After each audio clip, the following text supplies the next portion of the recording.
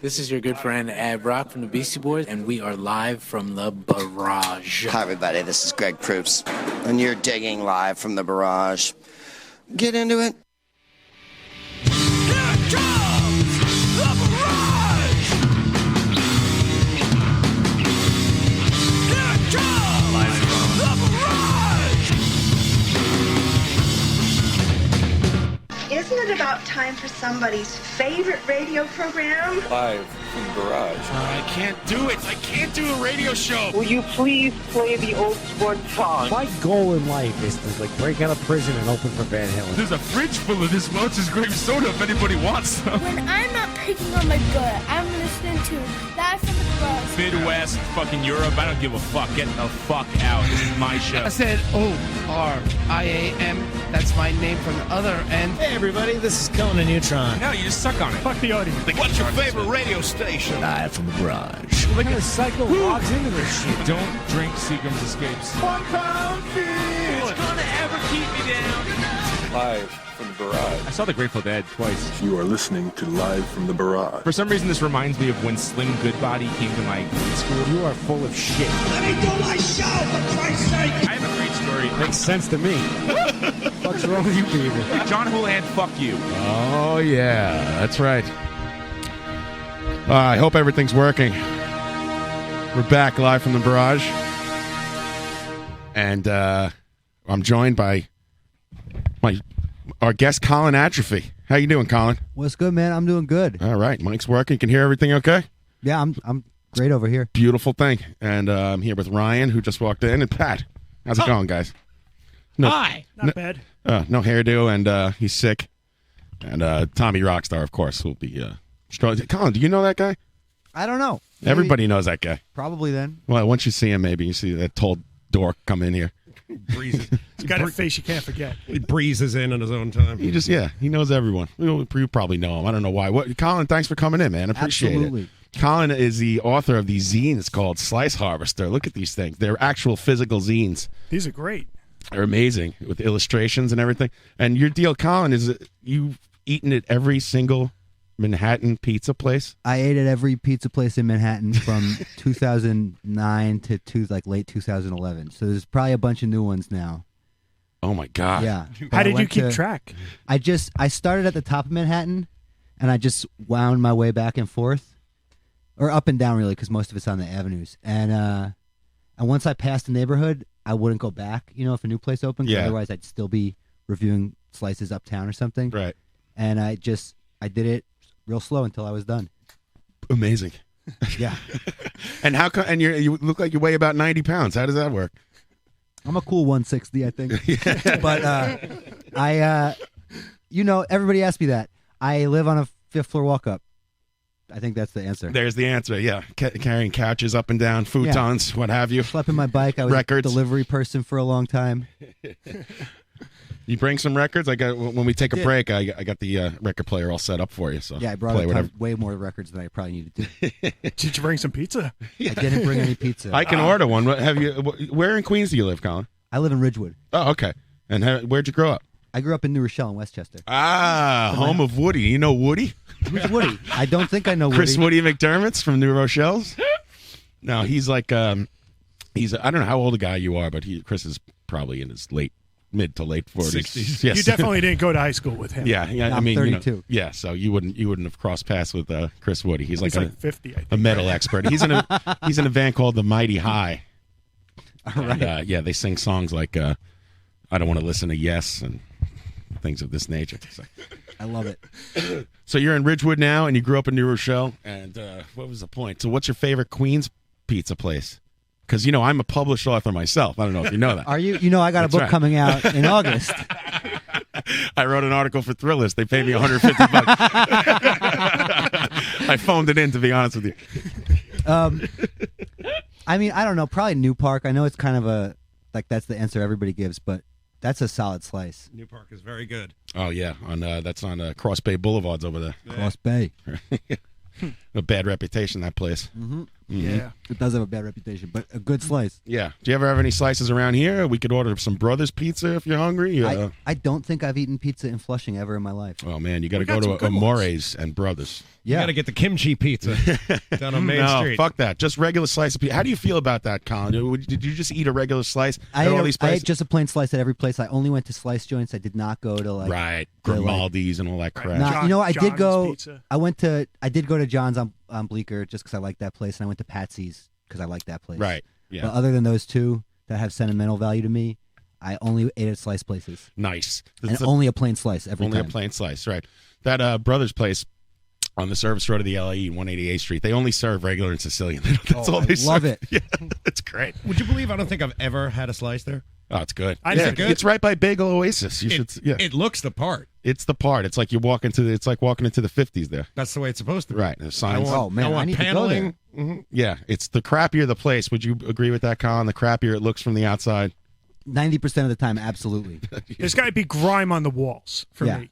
That's the best. So it's got to be wood paneled Grime? walls. Yeah. Yeah. Like just for years of sauce just cooking into Yeah, the no, walls. grease, just Right. grease everywhere. Yeah. Right. If Yeah. the letterboard, if they got a letterboard and it's not like the color of yellow teeth, Right. something's wrong. Like the place hasn't been there long enough. 7-Up letterboard. Exactly. Fucking Pepsi. slice. And then, yeah, that's how Brothers is too. There's like tape over the one. You could see how the price changed over the years, and they just keep putting tape over it. Right. Everything on there is how it's pronounced too. Like Parmesan ends with an N. you know? Right. Yeah. There's none of that crap that mozzarella or whatever. Nonsense. So Colin has a blog. If you go to sliceharvester.com, you could read about all his pizza exploits, and you could also listen to his podcast, That's Radio right. Harvester. Where what's the deal with the podcast? You sit down. I take punks to pizza places and they tell me about how they became punk while we eat pizza. There you go. And you go to their favorite pizza places? Unless it's someone from out of town, Right. I go to their favorite pizza place. I saw that you interviewed Tom Sharpley. I did. Did you go to Jersey to a pizza place? Yeah, I went to Jersey. He took me to some place. I forget what it's called. Right. A decent slice. That was a shithole, that place. It was gnarly, which was a good sign. Everything you want to see. Yeah, everything. Just like some greasy dude behind the counter. Right. Had a bad attitude. He was angry that I was there. You know what I mean? Yeah, perfect. Yeah, no, that's what I want. That's I what you want want. consternation. Right. You want people to be, confrontational. You want them to be annoyed. Yeah, sizing me up when I walk in, distrustful of me because they've never Yes. seen me before. What's the place on 103rd Street and like Broadway? Carmine, Silent Carmine's? Oh, yeah. And I just went there recently, and I was the only person in there, and they were giving me dirt. The old man was like pissed off that I was there too. I'm like, I'm the only guy here. Yeah, come on. I just want a regular slice of pizza, and he's like, all just like, There's no good pizza in my neighborhood. I didn't Really? really. Yeah. Wait, you're in Sunnyside. Yeah, there's nothing. They all stink. Well, that Pepino's by you is horrible. Whack. The Pizza Friggin' Boy is terrible. Sugar sauce. Pizza crap. Boy. You know, you should have an Italian name, really, not Pizza Boy. Or like, I don't like Pizza Boy. Yeah. But I was like, there's got to be some place. And the place that I usually order from was closed, so I needed a pie on Monday. So I went on Yelp and turned to those fucking geniuses for a bit of help. Yeah. And You actually use Yelp? I do for like local stuff if I'm just trying it out. I mean, you know, a lot of times the take it with website a just grain of directs salt. you to it anyway. Yeah. It's like, But anyway, so I called a different place that I'm not familiar with, and the guy answered the phone. And he went, "Yeah," and I was like, "Ooh, this could be good." So if you're just joining us, we're talking to Colin Atrophy, who's the author of a zine called Slice Harvester. We're back live from the Barrage, and we are moving over to Radio Nope. So, adjust with us on the Growing Pains. Go to that chat box. It seems like everyone's on there and no one's on the other chat box anymore. And things, I don't know if it's going well. How's it sound out there? Is it cutting in and out? Smooth transition. I was going to say that, I interviewed Tom Sharpley, and I also write about pizza. I think we're a good Tinder matchup, Colin. I think yeah. we should go out and go bowling or something. Yeah, Go get pizza. What are you crazy? Yeah, go get a slice. Oh, yeah. They have pizza at bowling alleys. That shitty bowling alley pizza, man. John just came up with the worst idea. I don't know. Where should we go on a date? I don't know. Bowling? John's been married a long time. He's got to work on his Tinder pitch. Yeah. Yeah. Okay, you want to go bowling? And have one of those, like we'll go to crash a birthday party and get a slice? Let's go get a burger. Yeah. We're gonna do that. We're gonna do all of that. How's it going, Tommy Rockstar? Tommy Rockstar's here. What's going on? You don't guys? know Colin? I figure you know everyone in the world, like you the look punk rock familiar. community. Familiar to me too, but I don't know. You guys hang out at a trash bar, maybe cross paths over there or something. Some in the Williamsburg scene. I used to be in there sometimes. Yeah, same here. Yeah, I got to ask you a question. I was checking you out, and I was looking at your blog, and you did, the last interview you did, at least the last one was posted on your website, you interviewed a girl named Cindy Crabb. Yeah. So how do you know Cindy? I know Cindy just from being punk. Really? Yeah. I do. This is like totally not fun radio stuff, but I do like a accountability work with sexual assaulters in the punk and activist community. Awesome. This thing called Support New York for about 10 years now. And Cindy's been real big. She's like kind of made a lot of headway in doing transformative justice work around the country. And so she's been like kind of a mentor of mine for a long time. Very cool. Yeah, it's going to sound crazy, but I was in a punk band back in the 90s called Latex Generation. Oh, shit. Wait. One of the first shows I ever went to was Latex Generation and Electric Frankenstein at 7 Willow Street in Port Chester, New York. Yes. I won tickets to the show at a skate shop. Nice. Wow. You're the only one that put a raffle ticket in the box, probably. This was what, like Did you win the 50-50s? I think I was 14, so it was 97 maybe. There you go. Maybe that's how. Tommy used to be the skinny bass player. They used to call me Lanky. Fuck these guys. Bring on Electric Frankenstein. No, but I bring it up because we toured up and down the coast, all over the country, and one time we ended up in you're never gonna believe this, but we ended up in Asheville, North Carolina. Yeah, I believe that. And when what we would do is we would traditionally ask for places to stay because we'd always sleep on dirt floors, and it'd be nice to ask someone in the crowd for somewhere to stay. And this really nice girl came out and volunteered, and her name was Cindy Crabb. Yeah. And she ended up like taking us back to her place, and it was a really funny story because we were so stoked to finally get like an actual apartment to crash. And she brought us around the back of her house, and she's like, "Here you go." And she set us up in a giant like yurt with like a dirt floor, and we were like, "Oh, that's very." She lives on a farm now. Does she? In Athens, Ohio, with like a dozen miniature horses. Go figure. Yeah, that's crazy.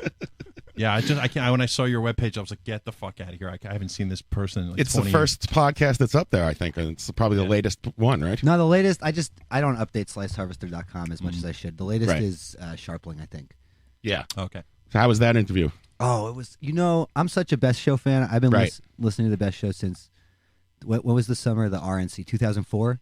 Right. And I must have sent him like 3 full sets of Slice Harvesters and just pretended every time that I didn't know that I had sent them in the first place. You know what I mean? Yeah.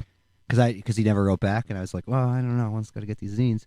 And when I went to eat pizza with him, we got to the place, and he was like, yeah, Colin, I was going to take you to this one place, but like they put cornmeal on the crust, and I know you don't like that. And I was like, wait, how do you know I don't like that? And he was like, well, you sent me 3 sets of your zines. Oh, wow. And I read them all over and over again. They're really good. And I was like, no fucking way. Tom Sharpling likes the thing that I do. That's and great. yeah, it felt so good. You never heard back from him, so you figured that was he never even looked at it. But yeah, apparently he's an avid reader of Slice Harvest. So it happens. You got to see this stack of zines. These things look awesome. They're real zines. Yeah, They're real those are like old school. The first one, issue 1, has it looks like the Ramones with their slices of pizza for heads. And then these guys also have slices of pizza for heads. Yeah, it's all except for issue 4, which is the poster from fucking Taxi Driver. Right. All of the covers are iconic New York City albums with everybody's got a slice of pizza for their head. Nice. So On the back of issue 4, you see Johnny Ramone, whose face is Johnny Ramone. I think it's Didi. I think it's supposed to be Is Didi. it? I don't What do you know about the It looks Ramones, like John? Johnny. With all that pepperoni, looks like you could Johnny. tell. It looks like his face is turning into a slice of pepperoni pizza. It's fucking awesome. I miss the days of these old school Yeah, zines, where do man. you This print is these cool. things? The copy shop. Oh, cool. Yeah, I don't know. Copy shop, eh? Village I know a Copy. guy. No, actually, I'll shout them out. They're so good. Village Copy on what's that fucking LaGuardia Down in the Zine in District? the West Village. On Yeah, down in the Street? Zine District. These things are like pro, man. There's a lot of material inside. Like, look at all the words. It's a lot of content, yeah. And everything rated by, of course, slices instead of stars. You got your, you got your New York's Delicious Pizza and Restaurant, which only gets 1 slice. Don't go to that place on 2nd Avenue. I also noticed there's no advertising in this. So Yeah, what no. would you say is indeed amazing. Best pizza in Manhattan. My favorite slice in Manhattan is Pizza Suprema on 8th Avenue between 30th and 31st Street. Oh, I go to work there almost every day. There you go. You're going to have to check it out. All right, I got to write this down. Hold on.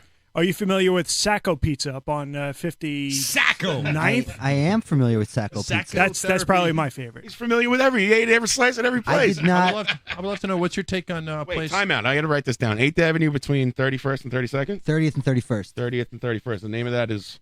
Pizza Suprema. Pizza Suprema. Interesting.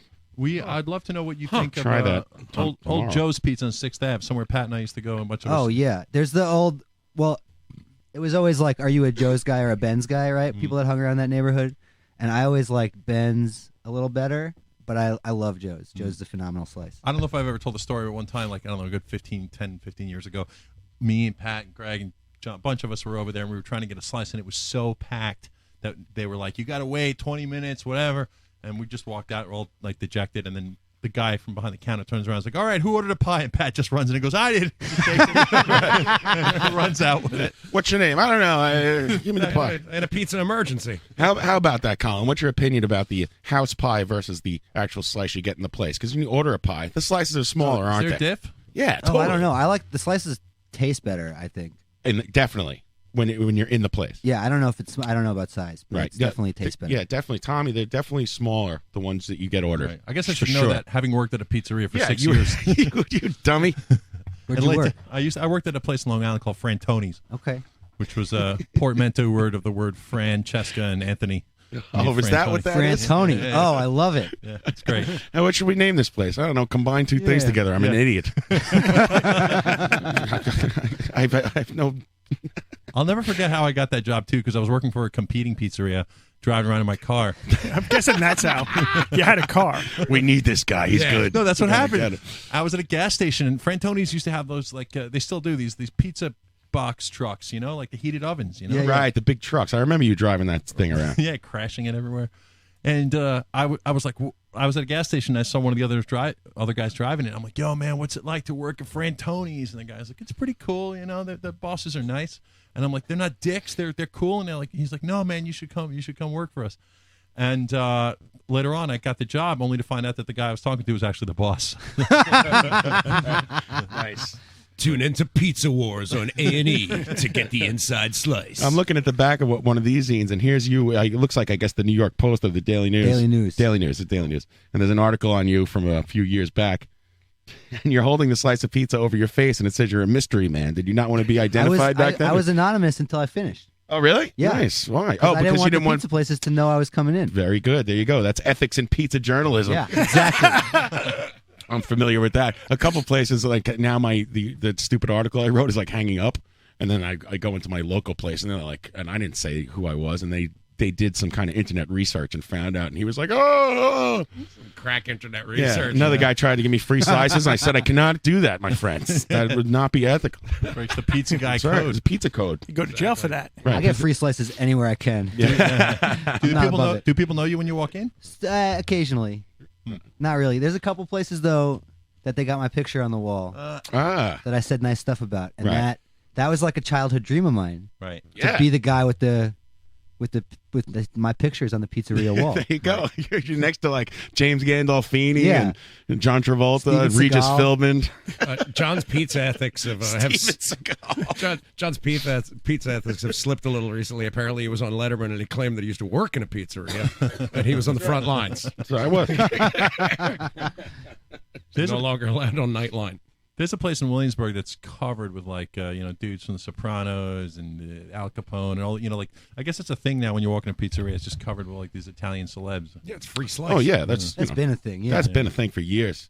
I got more picked. What's that? Champagne Jerry line. Yeah, right. And the pizza shop. That's it. And, yeah, the place by my job has like, and then there's always like the guy who like isn't famous but has headshots anyway, and so he signs them.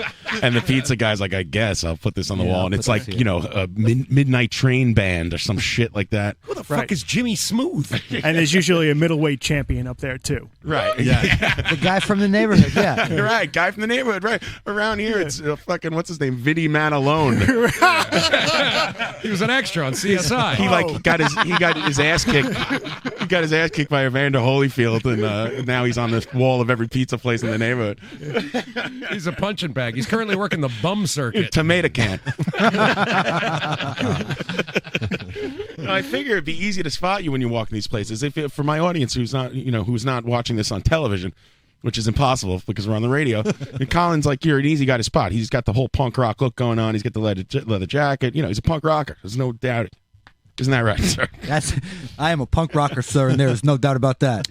Colin, what bands were you in? You in bands? You still in bands? I was in bands. None that any of you have ever heard of, probably. You sure about that? Louisville, I'm Kentucky, ring a bell? Because my sure friend Rob Montage says he knows you. Shit.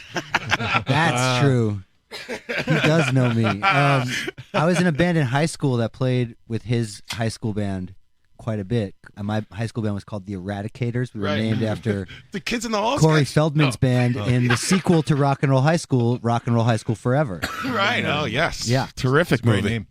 name. We were originally called the Shiznit. We were named after the episode of Martin where Rick the Player opens up a club, and it's called Club Shiznit. Getting away with swearing on TV without actually doing. So how do you know Rob Montage? You were a part of that. You went to did you live there or something? He grew up in Scarsdale or something.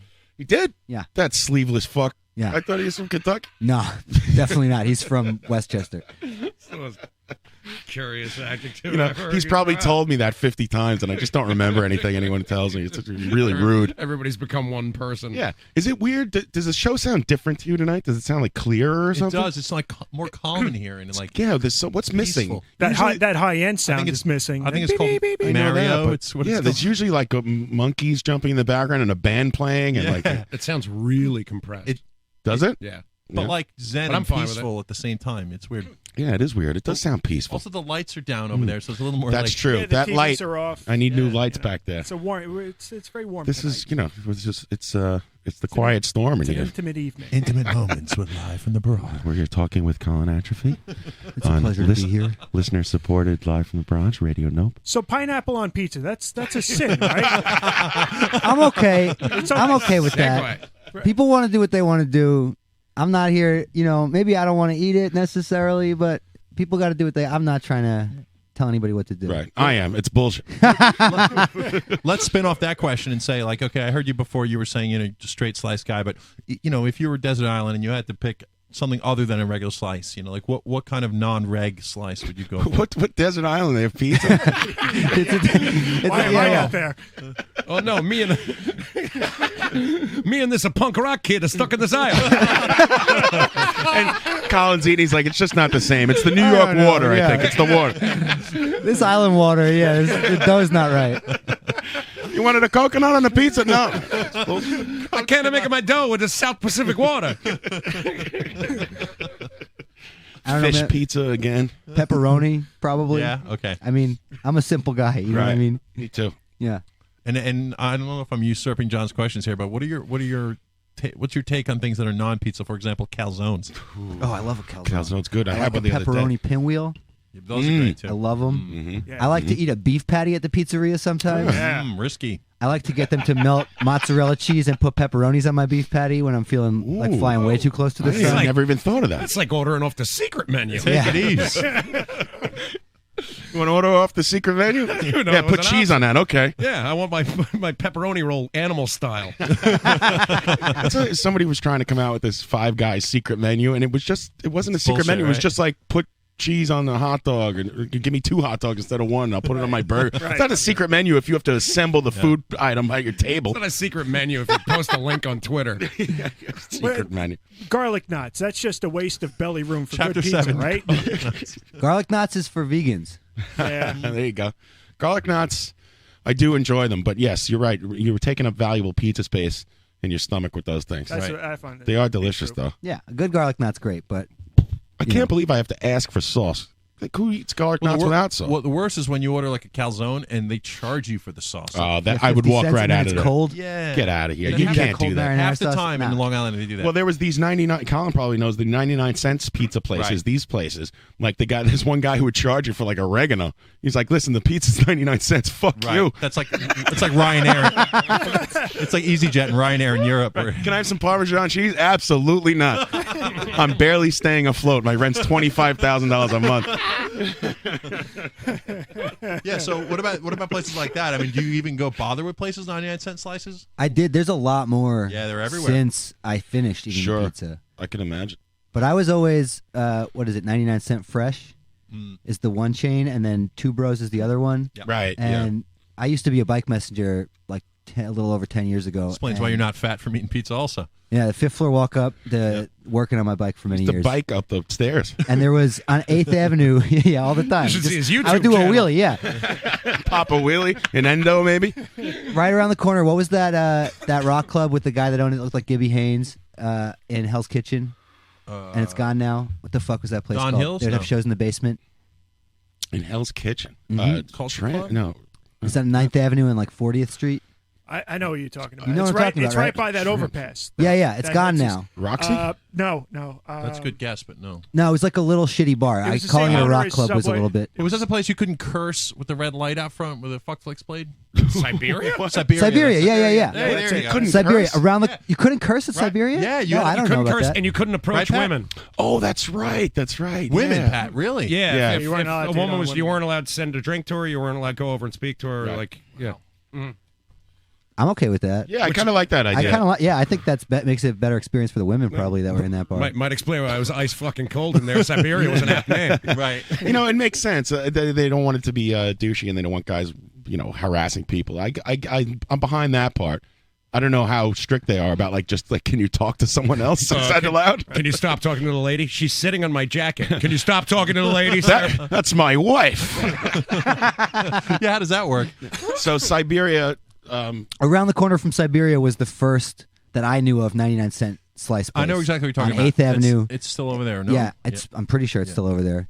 And that was a big messenger spot in the early 2000s. All the messengers would go eat there because it was cheap. You get 2 slices real fast, Right. and just bomb the rest of the way down 8th Ave and slam your slices while you ride that road. Oh, what about a place on 14th Street called Artichokes? Fancy stuff like that. Oh, I went there because there was so much press and shit. Right. It's a damn good slice, but it's It's really good. It's like super artisanal. It's like $100 for a slice Right, of pizza. right.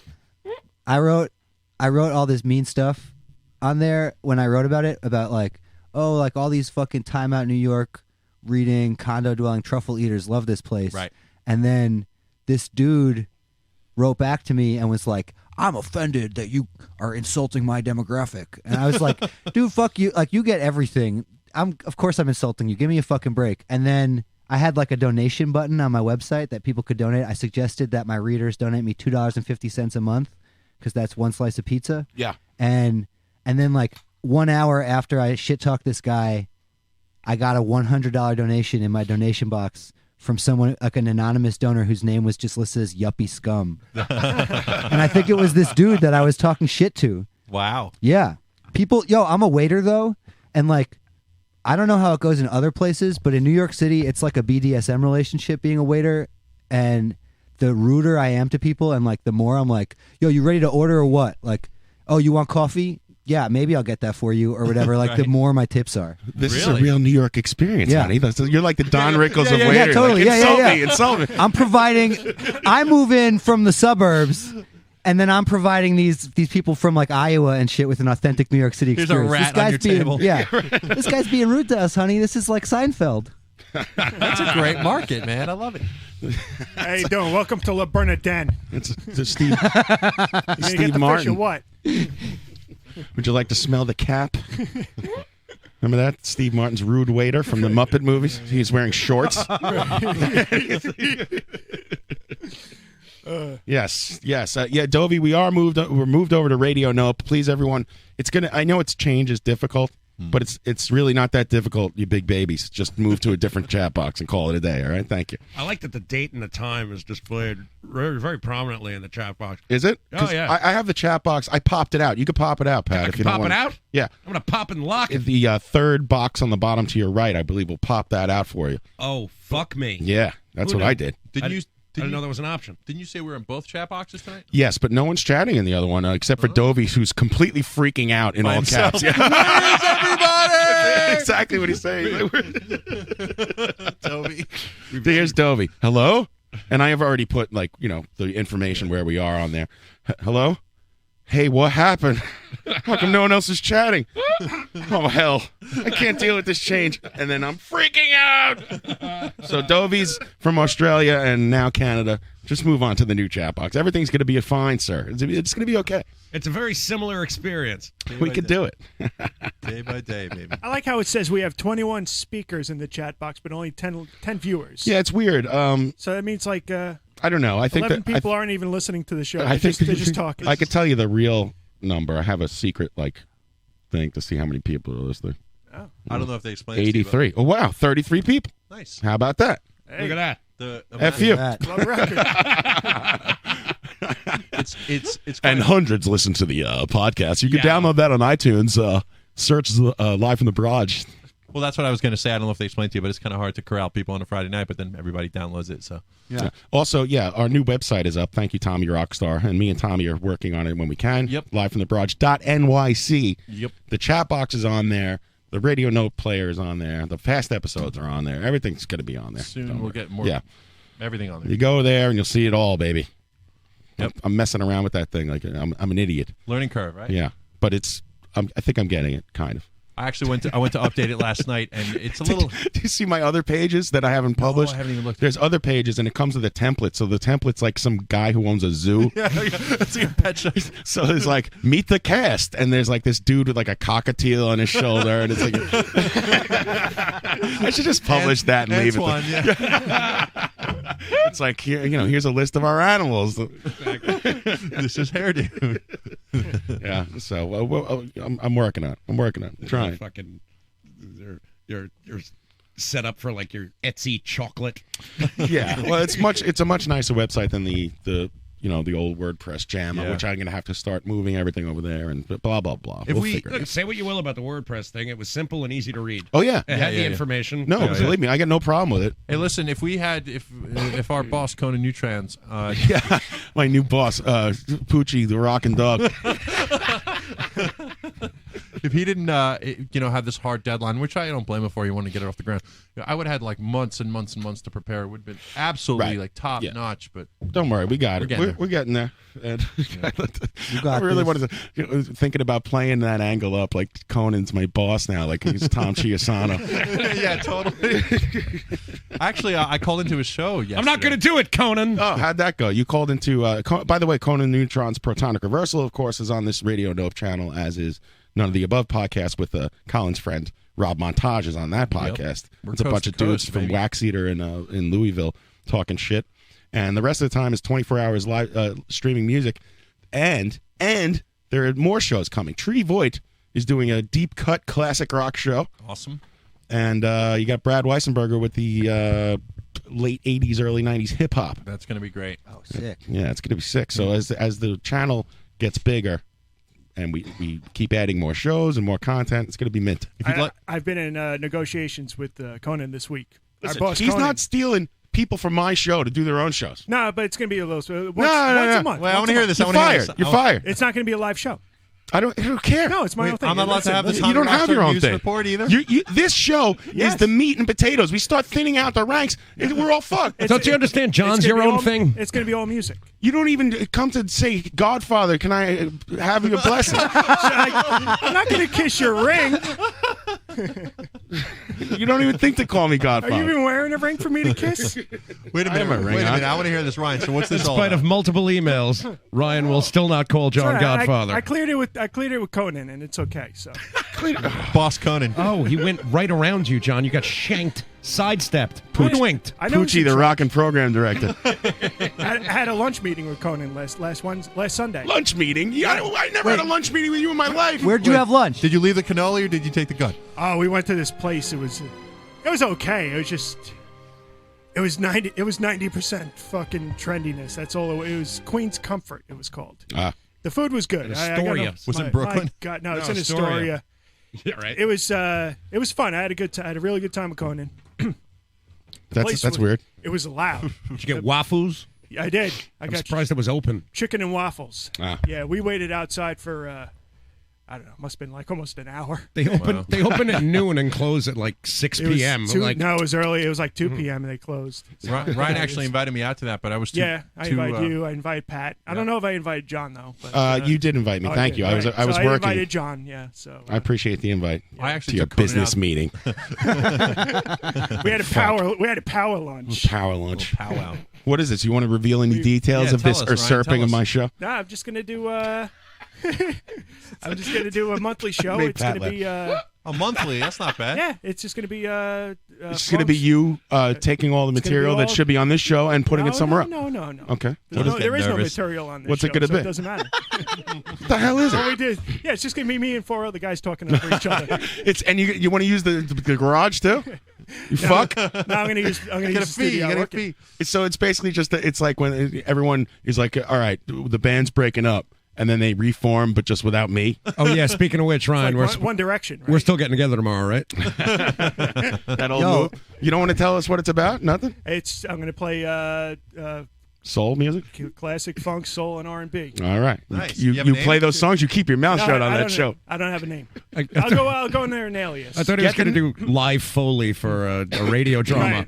Right. You need the name, Ryan, because then I will. She walked across It'll the be room. like Prairie Home Companion with no Garrison Keillor. If you come up with the name, I'll cut you some cool, neat IDs. I was out here the other night cutting IDs for the other shows. It was so much fun. I want to do that for a living. It was fucking. You have some? Can I hear let some? me try to find them. Yeah. You also have those other ones, right? No, you know what's weird? I emailed them to myself, and they come up as some kind of crazy Amazon link that says nothing's there. So yeah, you got to play them, I guess. All right. I tried. I couldn't get If you them. give me an 1/8-inch jack later, I'll play them. Yeah, I don't. Can't find it now. Wait, Colin, were you going to say something? I saw you. Yeah, it doesn't matter. Go ahead, Colin. I'm busy. No. I was just gonna say I was in this band one time a couple years ago called Glory Hole, and Right. Go ahead. Ignore that. we were I'm ignoring it. Don't worry.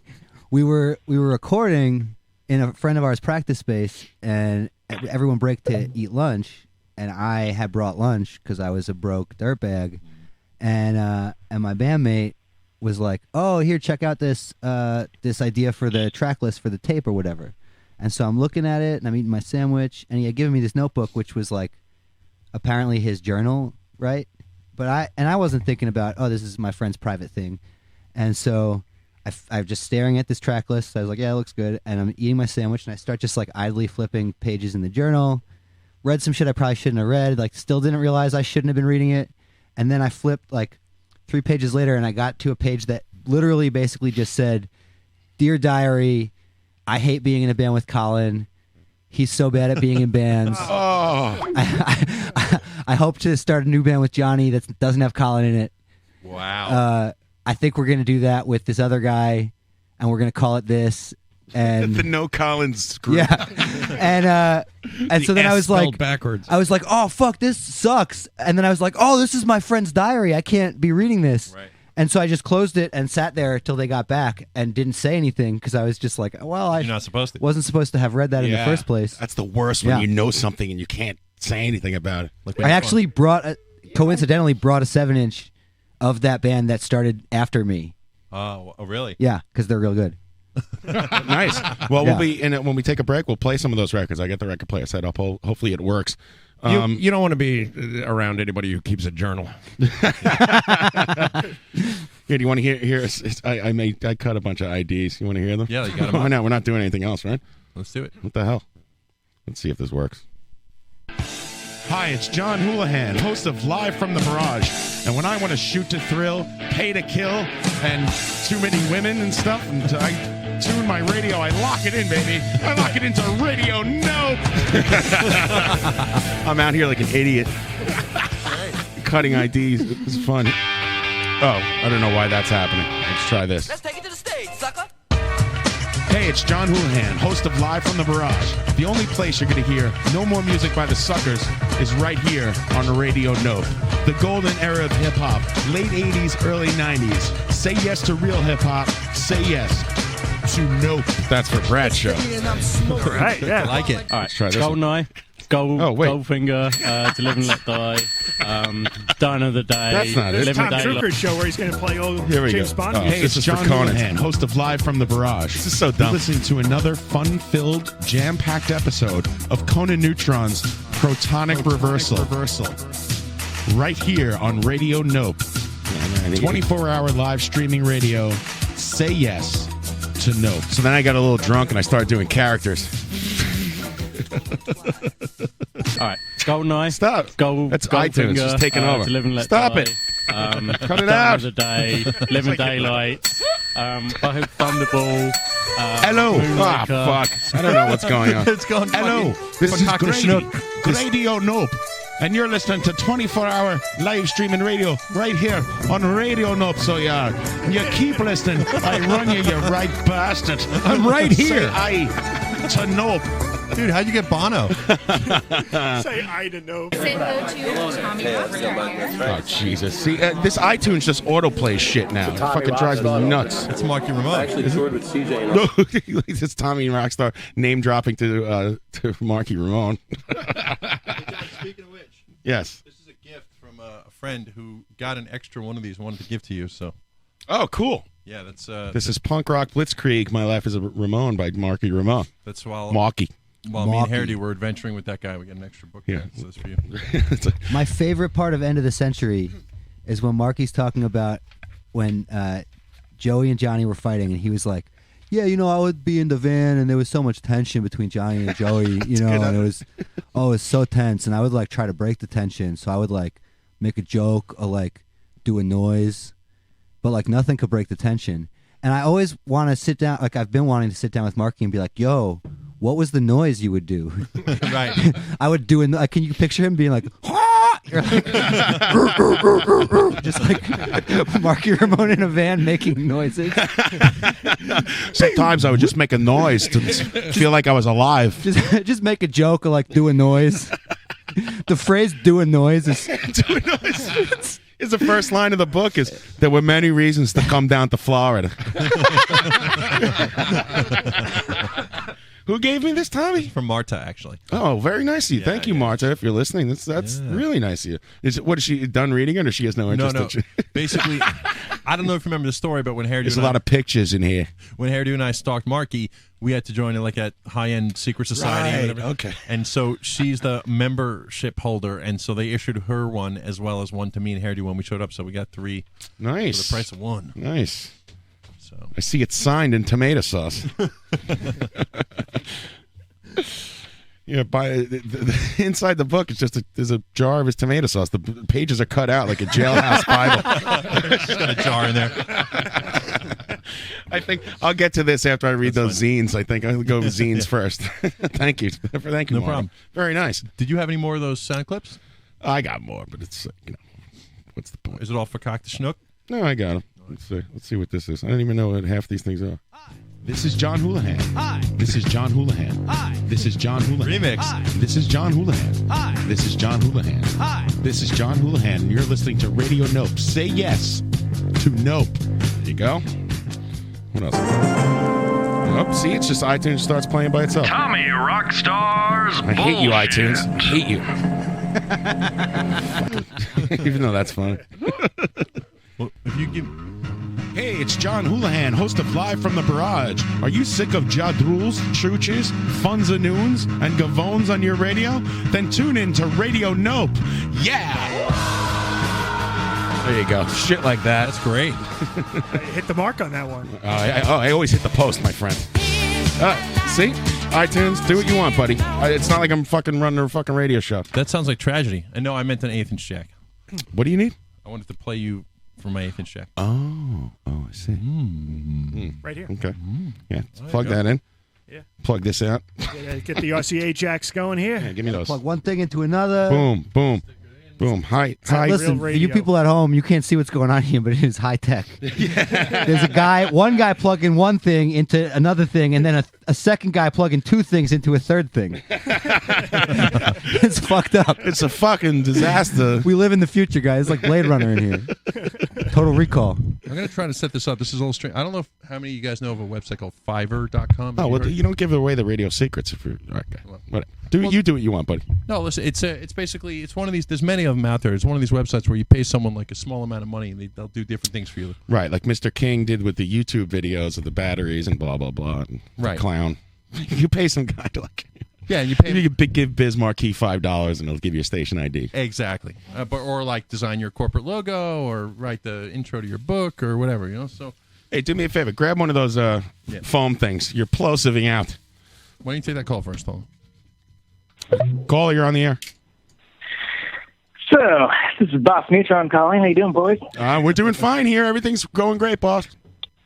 Man, you're sounding awesome tonight. Is it? You really took those tips I gave you. You know, you got to really talk to the audience, do those bits. Thanks, man. Don't write me up. Don't call me upstairs. No, you've been doing all right. You've been doing all right. I think your review this year, you'll see a little something. Maybe 1-2% raise. Nice. I like a little Christmas bonus, maybe. Yeah, we can do it sometime on the side. Don't worry. John's going to have to lay off 2 people from his department. Conan, have you been getting a lot of requests of like, I want to do a show too, from all these people, and how do you handle all this? With it's got to be a lot. Oh my God! Yes, it is a lot. And well, the thing is that are you learning it might to be say annoying no? if they weren't all pretty good suggestions by people that are like, oh, I actually would like to hear that show. Oh, okay. So it's not like Ben Abraham wants to do a show of him just complaining. I hear that show. I hear that show 3 days out of the week when we commute together. On the commute, yeah. Fucking terrible. Oh, by the way, I wanted to ask you about that. Since I defriended him, what was the commute like? Did he say anything about it? He didn't see anything. Not a thing. Weird. Of course, to be clear, we're kind of like engrossed in PRF West organization right now. Right. So, but yeah, nothing, man, nothing. I'm kind of curious. Actually. Does he miss me? I'm sure he does. Conan, it was good to talk to you on the air the other day. Yeah, it was actually really cool. I think Tom, you mentioned it earlier. He called into Platonic Reversal. It was awesome because we were talking about hanging out with you guys anyway, and what an incredible anarchic situation last show. Which, by the way, everything sounds fucking awesome tonight. Does it? It sounds better really than usual. Great. It sounds weird in here. Like it sounds quieter and sound. The quality is better. I don't know why. I don't know what it is. It's definitely nothing you did. Really good. It's nothing you did. I think I finally fixed the show. It's 119 episodes. This is episode 120. Yeah. Actually, the episode 119 with Conan and Brenna Betts when they were live here in the studio from California is up on YouTube, and it's also up on iTunes, and you could check that out if you want. The show, we had a lot of sound disasters. It's kind of hard to listen to the phone calls, but yeah. I listen knock back. yourself out. Second hour is good. It's fine? Okay. I'll stand by that second hour. It's good. It's funny. All right. There's a lot going on, though. There's a lot going on. See, after last week's just total chaos, it's kind of nice to, not have you here. Yeah.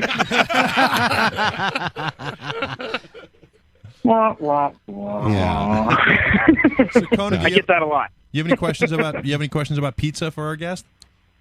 Yeah, I do actually, but but first I just want to say that I was the one that on our business luncheon there with Colin. Which, Yes. by the way, Colin's the future, Houlihan's the past. I'm telling you. Jump on board now, kids. I was the one who actually suggested that he do a show because we're just talking about the kind of the possibilities of what this station can be, right?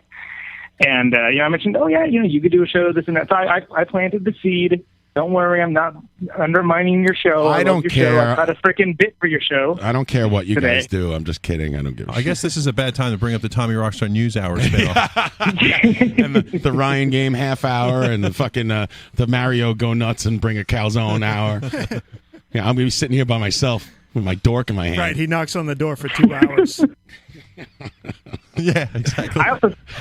There's a knock on the door. It's 20 to 8. There's a knock on the door. It's 19 to 8. I always play with sticks. I also thought a good show would be Patrick kind of doing what he does every night when you're hanging out at his awesome place, which is just playing records, like playing awesome deep cuts, like not even like any on mic shenanigans, just playing records. And then sometimes if he gets like, you know what, that song's a little bit too long, you pull it off and put another one on. You don't like my own mic shenanigans?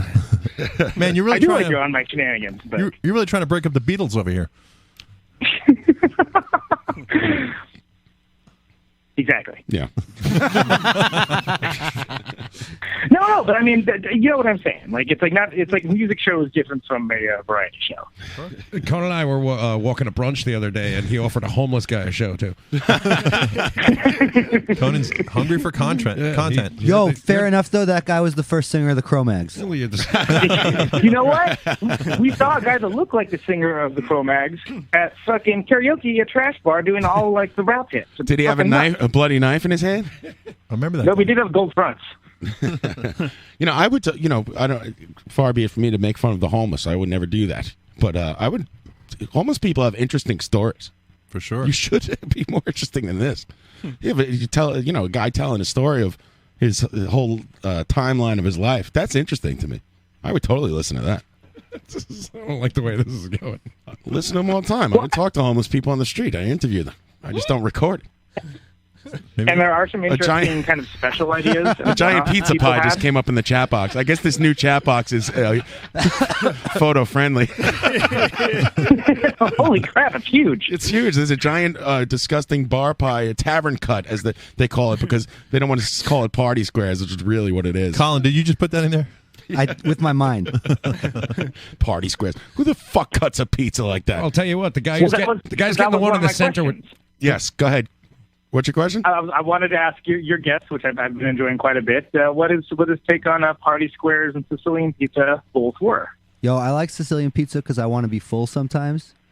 But also, if I go to a city that's not New York and I go to get pizza, I'm more inclined to be generous with how I feel about it if it's not shaped like a triangle. Right. Like, I was eating pizza in get you. Providence at this weird-ass place. And Providence is a good town to eat pizza in because they have a corrupt-ass mafia-run city government. Right. And so they have like a handful of decent pizzerias. And the pizza came out and it smelled good and it looked good. And then it was cut into rectangles. And I kind of was like, oh, I could eat this. Because it didn't look like a New York slice, so I didn't have to judge it like a New York slice. Well, that's going to bring me back to another question because we have a lot of buds out in Chicago who listen. What do you think of a Chicago-style pie? Yo, I have talked so much shit publicly about Chicago pizza. I've never been to Chicago. I've never eaten it. I have no clue. I've said so many extravagant, like, oh yeah, who needs that's like soup. Right. I don't know what the fuck it looks like. Cake. It's like a lasagna, yeah. I don't know. I have no idea. I probably hate it though. I hate most shit. All right, see Arson Smith posting a picture in the chat box. Look at that on this party square cut side of the pie. What the fuck is that little corner? Who's eating that? Yeah. The cat? It's Don't not cut a round pie like that. Right. It's not a party for that guy. It's just failed geometry. And that I have had Chicago pizza. It's disgusting, saucy mess. It's gross. It's not pizza. It's fucking like Put birthday candles that's in it. Chicago. They're like, oh, this food isn't good. Let's throw everything that we could find in the middle of it. Well, there's a new thing now with pizza cones where they make like cones out of it, right? Yo, I ate one of those. Did you? It was disgusting. Yeah, liquid pizza in a jar, all that shit. You can't fucking. It's perfection already. Leave it alone. I was excited about the pizza cone because I love the movie The Jerk. Yeah. Yeah. Pizza And in I a was like, cup. oh yeah, cool, a pizza cone, yeah, that's great. And then I went and ate it, and it was like someone melted, like wrapped up at Elio's, basically. Wow. Now, where you eat that? It was in New York or something? In New York, I did that during Slice Harvester. Some pizza cone. It was like a Brazilian place, opened up in Midtown. You know, I hear these Chicago people, and they talk about pizza, and they make fun of New York people. Oh, they're floppy, greasy, this and that. And then they Wait, the people or the pizza? The people, yeah, both. And then they actually have the balls to talk about frozen pizza like it's a real thing. Yeah. It's fucking frozen pizza. Go fuck yourself. Different food. It's a different food entirely. It's not food. Frozen pizza. It's filler. Wait, on the different food topic, what's your take, obviously, on Domino's? Like, you consider that even pizza? I haven't eaten Domino's Anti-choice bullshit. Fuck that. Right. in like 15 years. Yeah. More, Hey, no, probably it's 20 weird. years. Well, I work on the Upper West Side, and there's a Domino's. I don't know where it is, but I always see the guy on the bike. He's delivering all day. People live in New York ordering fucking Domino's. Yeah. I know, it's crazy. Because they're not from New York. I don't know, man. I think a lot of it has to do with apps, believe it or not. There's no like hotels around there. It's all just like apartments and stuff. When I was growing up, the Domino's guy, if you ordered double anchovies, he'd bring you weed. So that guy was busy. That's the secret menu. That's different. This fucking Domino's guy constantly going the wrong way down 9th Avenue. I want to knock him off his bike. Go the right way. Catch. I hate it. Stop going the wrong way. I know you're a bike messenger, Colin, but you know, Man, you don't ride the wrong way. Really regret enabling the pictures in the chat box. Yeah. Now there's just people are just putting up pictures like here's a bulldog with human teeth. There's just like there's no rhyme or reason to it. this goes. Mario with a donkey. The pictures are just huge. They take up like the whole screen. I like the new chat box. I've actually closed the live stream chat box. No one's talking on it. I'm excited about this. Except for for Dovey, who's in there by himself. Except for Dovey. Poor Dovey's out there. Where's everybody? Dovey just confessed to a murder in the other chat box. You're listening to Live from the Barrage. We're talking to Conan Neutron. We have Colin Atrophy as our guest. He's eating a slice of pizza in every Manhattan pizza place. Well, when it was open. Yeah, once upon a time. Hey, John, I heard you before about you guys were talking about throwing the idea around of ordering a pie. Maybe we should do that. Yeah, order a pie, please. Okay, I'll order a pie, and let's take a break. And when we come back, we'll hopefully the pie will be here. Hey, listen, boys. It's been great. You're doing a great job. Management's really liking what you're doing. So keep up the good work. Thanks, boss. Is this employee reviews? You should just see Pat's face right now. Later. Oh, wait, I want to live out the American dream and tell my boss to go fuck himself. Conan? I can't talk. No, he hung up on me. Damn it. That boss, he's always one step ahead of me. We love you, Conan. All right, let's take a quick break. And when we come back, we're going to take a quick break. We're going to order a pizza pie. And when we come back, we'll talk more with Colin, and we'll do a bunch of other fun stuff. Thanks. Yeah. You're listening to NOPE, Nope Radio. Streaming live on the Inner Network 24 hours a day at noperadio.com. Stay tuned for more rock and roll audio pleasures.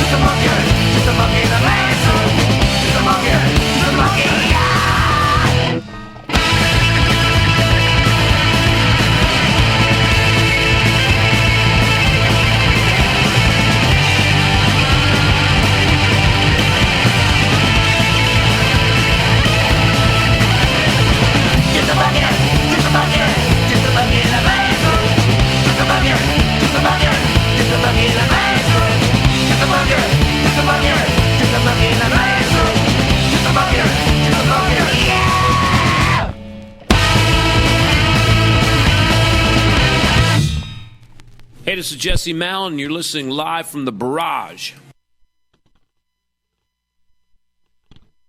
I can't do it. I can't do it. You're right there. You're right there.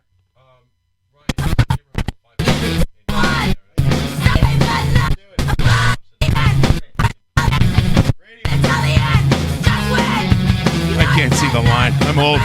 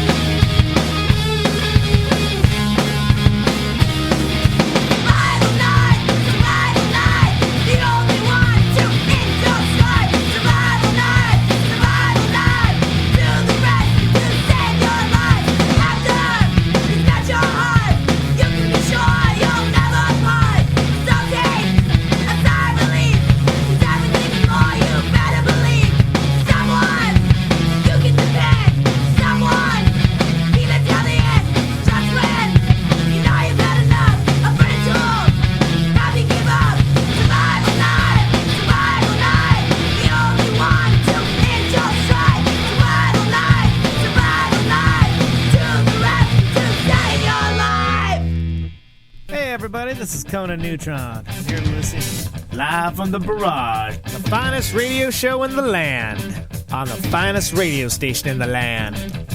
Radio Nope, baby!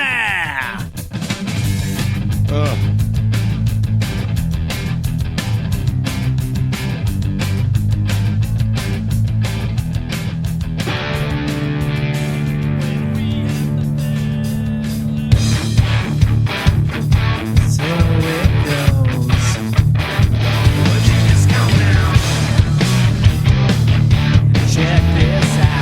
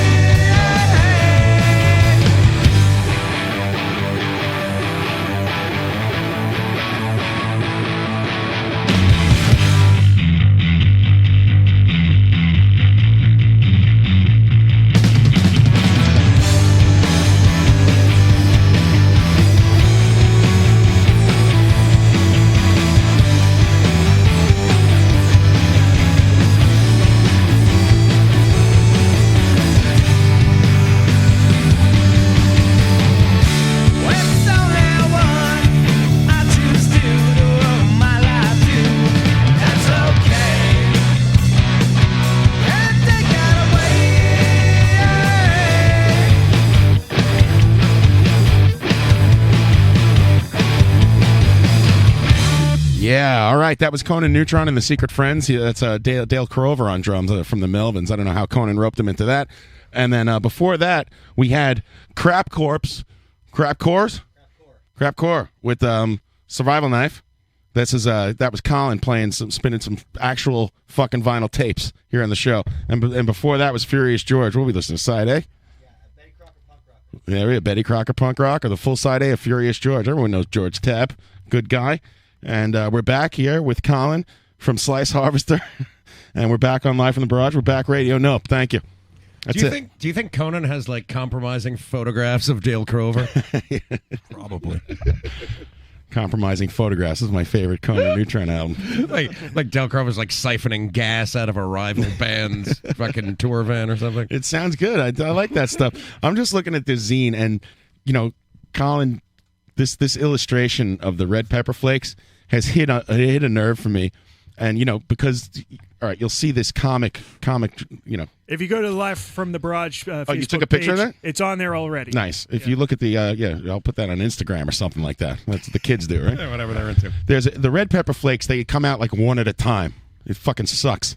So Colin suggests here that you take a cigarette and burn giant holes in the plastic lid to get more flakes out. It's a great idea. Well, Usually unscrew the cap and like put a pile on my plate and sprinkle with my fingers. I carry a cordless drill. That's actually based on a lot of pizza places I go to have the red pepper flakes in a Gatorade bottle. That looks like, they probably burnt the holes with a soldering iron or something, but it looks like they just it's gnarly, like all black on the edges and shit. Now the modern pizzeria will have instead of little holes, they'll have slits. But I got to tell you guys, a word of advice: if you're in the Lower East Side, East Village, don't eat that shit. And let me tell you why. I had a horrible experience. Red pepper flakes? Oh, yeah. Oh, no. I don't want to hear this, dude. I love red pepper flakes. I don't want to hear. Oh, you do. One time. Oh, no. Down by Arlene's Grocery is a place called Rosario's, right? You know that place? I know Rosario's. Over, was it Ludlow or Rivington or whatever? Yeah, something like that. I was hanging slice. out there. It's a good Rivington. It's a good slice. Great place. I like the old guy who runs it. I'm sitting there hanging out. Correct Tron, bro. And all of a sudden, Senor Crackhead comes walking in, looking for money. No one's giving him money. He's like, fuck this. Turns around, starts undoing all the caps to all the spices. And he takes a dump at each one. No. He takes the red pepper and he pours it in his hand and just shoves it in his mouth, licks his palm, and then whatever was left over, pours it back in, closes it up, and walks out. No fucking way. I'm okay with that. I'll be still eating it. Yeah, I'll still eat that too, but that's, I have a lot of respect for that guy. I was damaged, let me tell you. Damaged. Oh, see, okay, Arson Smith posting a picture of the glass one with the slits. Of course we have those. We're not animals. We have those. They're fine, but I like it when you go to the place when they have the big plastic ones with the huge holes. That's what I want. Right. Thank you. Everyone get on that. If you're listening and you own a pizza joint. It's John's red pepper stump speech. Stump speech. The slits, you assume that they're going to come out sideways. You got to be ready for them to come out in all directions. I take the cap right off of that piece of shit thing, and I dump it on my plate. Oh, man. What? Those are the days. Nothing. I can't do it. Now that's Italian. It is. Hey, speaking of Italian, what's up with that delivery boy? Oh, Mario's on the way with a Grimaldi's pie, so I heard. And then he goes, "You still owe me for the calzone last week." I said I offered to pay you, and you refused. So no, he was asking for money. I have some money on me tonight. I'll give him some money. Whatever. We'll all chip in. You got to tip that guy. Except for our guest. You're our guest, Colin. You get free No, I'm not pizza. paying a dime. Are you kidding me? I came all the way out to Flushing. You give me a break. How'd you get out of here? You take a cab? I got a ride from a friend. Oh, lucky. Good. Yeah. I'll give him a ride back, too, because I'm heading that way. Good. I'm getting now, driven around. you're in Ridgewood. There's the Richmond Hill Roses. Have you eaten there? At Rose's? Yeah. I've been eating there for a long time. Yeah, that place is great. Maspeth. Yeah. It's in the Mass Pit. Well, there's two Frankie locations. There's one of them, one of them's on Fresh Pond and Metropolitan. Mm-hmm. That's right up the street from my house. I like that place. You ever go to Ross the Boss's batting cage? Oh, I don't, but... he's got a batting cage? He's got a batting cage right on Metropolitan over there. My friends in this band Shell Shag that live in Greenpoint, they run a punk softball league where it's a team from New York, a team from Pittsburgh, a team from Chattanooga, Tennessee, and I think a team from Philly. And the New York team practices at Ross the Boss's batting cage. It's and called he gives the them a Cage. punk discount. Does he? Yeah. Ross the Boss, a guitar player for Manowar and the Dictators, has a batting cage in Maspeth. Yeah, they like the third It's called time The they were Cage. there, he was like, "Hey, you guys rock and rollers?" Right. And they were like, "Yeah, we play in a band." He was like, "Oh, all right. It's good seeing you here." That's awesome. Do yourself a favor and don't friend that guy on Facebook if you don't want your head to explode with crazy right wing nonsense. Yeah, that's gotta be so grim. God. Oh, he's out of control. I got rid of him. I couldn't take it. Really? Yeah, I got rid of Ross the Boss on Facebook. As annoying as I am on Facebook, I defriended Ross the Boss. A right wing caps locker. Believe me, handsome Dick is no party either. that guy, all he does the talk to text thing for his updates, and his words are like everywhere. And he's a maniac. He is a maniac. He's one of these guys who's like, everything he writes is like some kind of conservative thing, but he prefaces it with, I'm a really liberal kind of guy. But I haven't seen him write one liberal thing yet. Normally I'm really liberal, but he's crazy about Israel. He goes nuts about Israel all day. Is he Jewish? God. No. I don't know. Maybe. Yeah, I think so. You might have a problem recently with that legless Orthodox Jewish guy trying to shut his bar down. Right. He's out of control with the Israel thing. Like he's like Really lit a fire under him. He wants Netanyahu to be president of the United States. That kind of thing. Wow. Thank you. CJ, That's politics with the dictator. He's so annoying that even Dean Rispler's not friends with him on Facebook. Whoa, and he's in a band with him. He's in a band It's his dream come true. Wow. Careful what you dream for. CJ Ramon's a little like that. He can get all cappy caps on the. Yeah, I don't mind that. Whatever, that's fine. But I mean, be more handsome and less dick. Yeah, Ross the Boss used to be like, they'll be like, he's one of these guys who posts a picture of like the crying eagle and shit. Hello, Brad Weissenberg, you're on the air. I apologize. I feel like I'm interrupting your awesome conversation about Israeli politics. No, I'm done. Yeah. I want a two-state solution to this fucking live stream radio. No bullshit. I called in because I wanted to talk about the upcoming shows that Tree and I have coming up starting next Thursday night. Next Thursday night. All right, we got a schedule going. Awesome. Let's hear it. Yeah, well, Tree Void is putting together an incredible classic rock show. Calls it the classic rock station that never existed. Putting together things like Blue Cheer and Cheap Trick, Badfinger, MC5. Nice. Dust. All in an hour of rock. It's going to be great. How about Cactus? Any live Cactus jams? I'm not sure what he has planned, but he's Groundhogs, Humble Pie, stuff like that. It's going to be really, really cool. All the classic rock you would never hear on the regular radio is pretty much the point of that, I think, right? Which pretty much he's putting Boston and REO Speedwagon on a rocket and sending them to the middle of the fucking sun. Live on the air. Awesome. What about REO Speed Dealer? We're here with our guests, and then he just puts on a rocket and shoots them to the sun. It's elaborate prank. Now, Brad, the name totally blew his advertising budget. Tree has named that show. The name of the show will be Jailbreak. Jailbreak. Nice.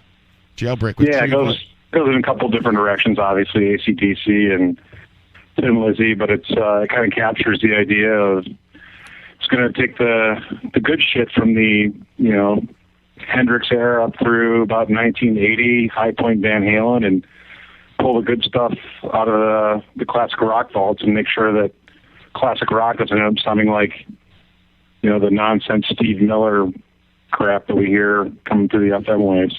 You assholes want to talk about fucking classic rock. So Steve Miller is the perfect example too. Every fucking time I turn on classic rock, that's what's on. Supertramp, no Supertramp, things like that. What's your name, little girl? What's your name? That's Skinner, right? I know, but that's the song they always play. Yeah, but Skinner'd stink. Yeah, so the reason it offends me because as a space cowboy, I'm actually offended by Steve Miller as the Joker. In what capacity are you a space cowboy? You got that goddamn right. Okay. Now, what time will this program be airing? Tree Show will start at 9 p.m. Eastern, 8 p.m. Central, 7 p.m. Mountain. I'm not sure what that makes in L.A. 9 p.m. Eastern. Listen to Tree Voyage 9 Jailbreak. p.m. Eastern. Yeah. Right here on Radio Nope. Okay, 9 p.m. Eastern. What day is Tree, you're on the air. Hey, thanks for clearing out. I didn't mean to ask what time it's on. so I can listen. Do this on your own time. Yeah. So Tree, sorry, I just tuned in and then placed a phone call. So you were talking about the show. Sorry, Brad. Tree, it's nice to meet you finally. Oh, I know. Hopefully we meet face to face one day. I hope you look like your picture. I hope he looks like you got to see the picture that comes up when Brad calls in on Skype. It's like Brad surrounded by 6 hot girls, women. Yeah, right. Women, sorry, they're not girls. Sorry, souls. So go ahead, Tree. Tree. Yeah, Tree. Oh yeah, sorry. I was talk about your show. I tuned back in just a minute ago, and Brad was talking to it. I was able to place a phone call. So yeah, it's basically an hour of the best classic rock station that never was. No ballads, just balls, and just the good shit. No Grease Man? You guys hire the Grease Man? Wobble gobble. Gobbly goo, here I am. Yaddle deedle do. Wobble gobble. Fiddly dee. Bone dry, bone Yeah, dry. so our guys named Don, or more like Don Brewer and not Felder, Fagan, or fucking Henley. Thank God, it's gonna be the good stuff. No Steely Dan's. Steely Dons. No. Steely Dons. No. Hopefully, no one who's ever played with Steely Dan, though I can't guarantee that one. Right, you never know. I guess a Doobies tune might sneak in at some point. Skunk Baxter plays saxophone on one of those deep cuts, and you don't even know it. All right, and then Brad's show comes on right after yours, or what? Yeah. No more music by the Suckers. A double dose. So this is what night again? I'm sorry, I'm drunk. Thursday? Thursdays at 9 p.m. Eastern. By the way, Conan's very upset that I had to explain to him that Eastern time is the industry standard, and he doesn't like it. It is. It's true. Of course it is. Come on. Hey, try living in Mountain Time Zone. No thanks. The redheaded stepchild is Time Zone. Except for Arizona. So then 9 p.m. is Tree, and then 10 p.m. Eastern, if I'm correct, on Thursday nights will be Brad's show. No more music for the suckers, playing all the old school hip hop, the good stuff. Yeah, we're going to throw down some Public Enemy, some EPMD, some Big Daddy Kane, Audio Ed? 2. You gonna play Special Ed? Some Public Enemy. You know what? I've been trying to find the good mix of Special Ed's Amnesiac Nicholas, and all it's out there is that stupid-ass thing with that bullshit guitar. I've seen Special Ed live a couple times. It's mint live, but I hate the recorded version of it, so Special Ed's he's taking a pass until I can find the good mix of that stuff. Fair enough. There you go. No judgment night, no nothing like that. We're going straight to the good stuff. Jesus Christ, I do have a rap soul and a little bit of a brain, so I'm not throwing down any. What are you combining there? Cypress Hill and like Pearl Jam, like an insane Clown Posse, and bullshit like that. Sonic Youth at Cypress Hill. I think it was Del the Funky Homo Sapien and Dinosaur Jr. I think it was Grunt Truck and Lords of Brooklyn. Was the combination. Now the cool thing is I'm going to throw down a bunch of remixes of songs that y'all haven't heard before, and a lot of obscure stuff from around the country. There's a lot of great stuff obviously out of New York, but like South Carolina and Texas and even Oregon back in the early 90s was cranking out a lot of really, really cool stuff. So we're going through the vaults and pulling out some pretty cool stuff that will be hopefully educational and interesting to people. But digging through the crates. That was a high point of rap, so we're going to exploit that as much as we can. Where do you stand on Wu-Tang? I like Wu-Tang. They don't move me the way they move other people, but they have moments that I respect. Coke Boys 4 was actually the high point of rap, but I accept. Coke Boys 4 was actually the high point of rap. The high point of rap is Public Enemies. It takes a nation of millions to hold us back. All right. I was kidding. There you go. It takes a nation of millions to hold us back. Brad's calling it now. You stand corrected, Colin. Saying that's the high point of rap. How about Biz Markie? Can we play some Biz Markie? I don't play music by clowns. Oh man! Step off! You don't be dissing the Biz on this show.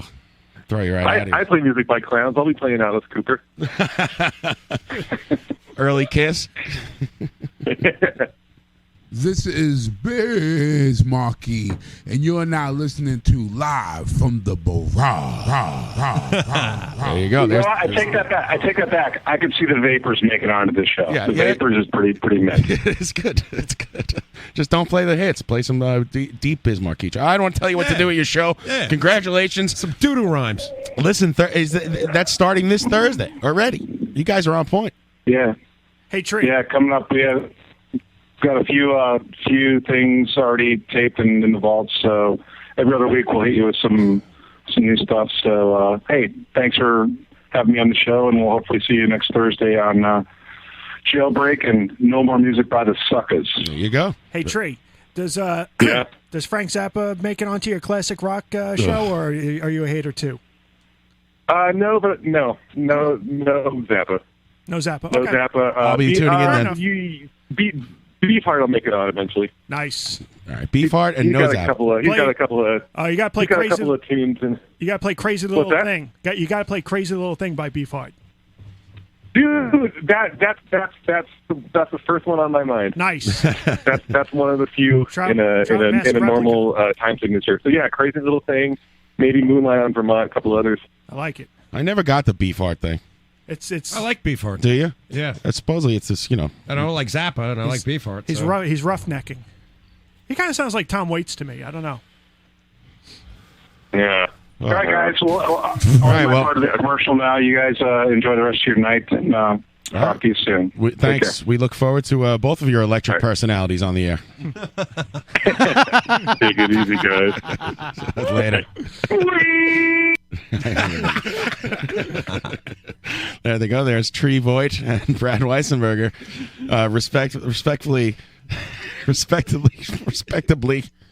respectively, Internet's most dangerous radio duo. coming at you Thursday nights at 9 p.m. Eastern Time. Back to back. On right here on RadioNope.com. Thank you. I look forward to those shows. I'm kind of excited because the danger is of just playing all this music without like specific shows, dedicated shows to content, is that you run the risk of people saying, well, this is Conan's iPod Shuffle. Not really a radio station. Right. Shuffle. So the more dedicated shows to specific genres of music, I think is really cool. Yep. I'll be looking forward to that. I'm actually I might tape Brad's show with like a tape. Because I'm missing all that old hip-hop shit. Like I have it, but in the advent of iTunes and digital files, who knows? Like I can't play that shit anymore. How am I supposed to play my tape copy of Death Certificate? I can't do it. I don't have a tape player. Yeah, fuck that. Thanks, Tommy Rockstar. No, don't plug into that. That's not good. Don't do that. That's not a good jack. That's the tape in. Okay. Yes. What is it, Tommy? No, well, all these guys, they get. What now, Tommy? He's concentrating so hard over there. They got cool shows, but they don't have IDs like this. I want to play you guys. Oh, you want to play some IDs? All right, let's see what you got there. I might come out a little loud, so I'm on it. Let's see if this works. Here's Tommy Rockstar with something. IDs. It says access denied. Yeah, I'm telling you, there's something weird with that. I got the same message. Son of a bitch. Let me try one of these other ones. Hold on. You can't access your own content? I think they went in some kind of cloud and now we can't get into it. Don't tell me it expired. Expired. I paid all that money. Oh, you didn't like save it or something? I just got the email saying, here's your files. I'm like, great. And then I just started sending them around. Yeah, they work for me. And then today I couldn't get access to them. Expired March 25th. Those son of a bitches. You better call them back. Get your money back. That's bullshit. Yeah, I will. I think this is a class action suit. You against Amazon. That should work out great for you. I hired one guy to do like a Jamaican reggaeton kind of intro, and he just totally didn't get what I was going for, and he like refused the offer. I was very offended. I refuse to do it. Take your $5 and shove it up your ass. I got reggaeton music to write. Correct, Ron. They call you a bumbleclot?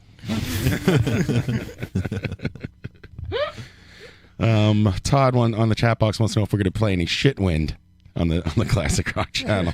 Shitwind, of course, yes. Early Shitwind. Yes, we like early Shitwind. Before Lemmy left. Hey, speaking of which, music and pizza. Do you have any? Do you have any favorite pizza themed songs or bands? I mean, I only know of one pizza themed band, but what's the pizza themed band? It's Macaulay Culkin's band.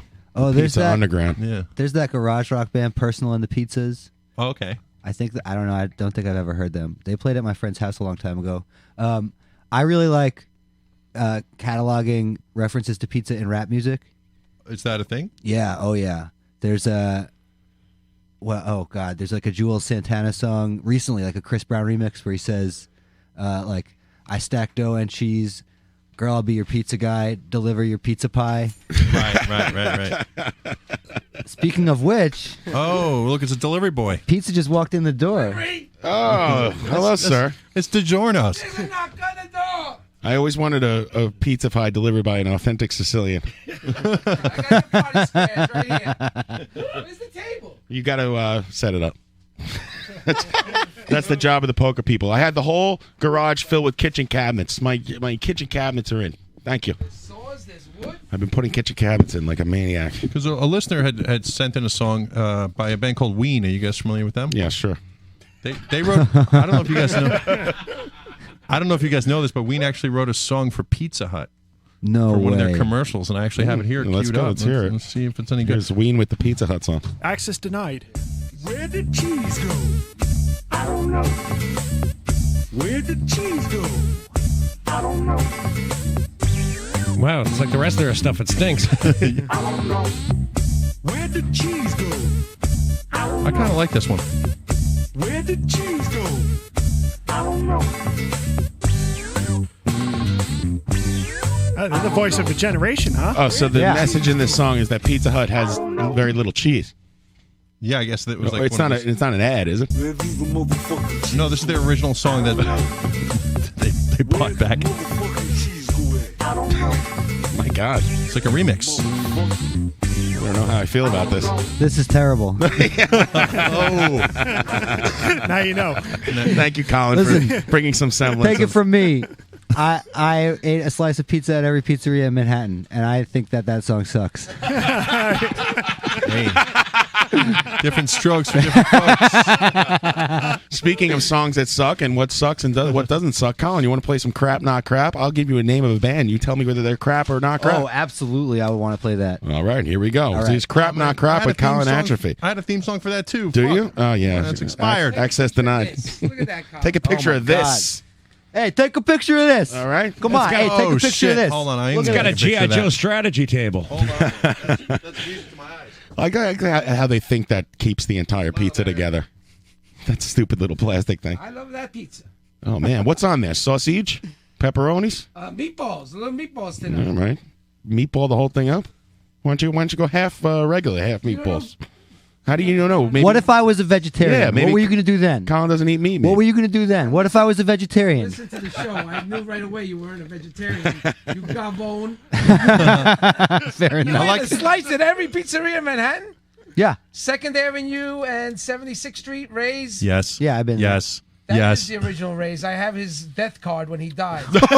You went to Ray's wake? I did. Turns out he's one of the murdering Asaros. Wait a second. Ray Barry Rest in Pizza. pepperoni. 72nd We had a restaurant on 77th and Lex, and they were around the corner, and they had the whole connection, and his name is Ray Barry.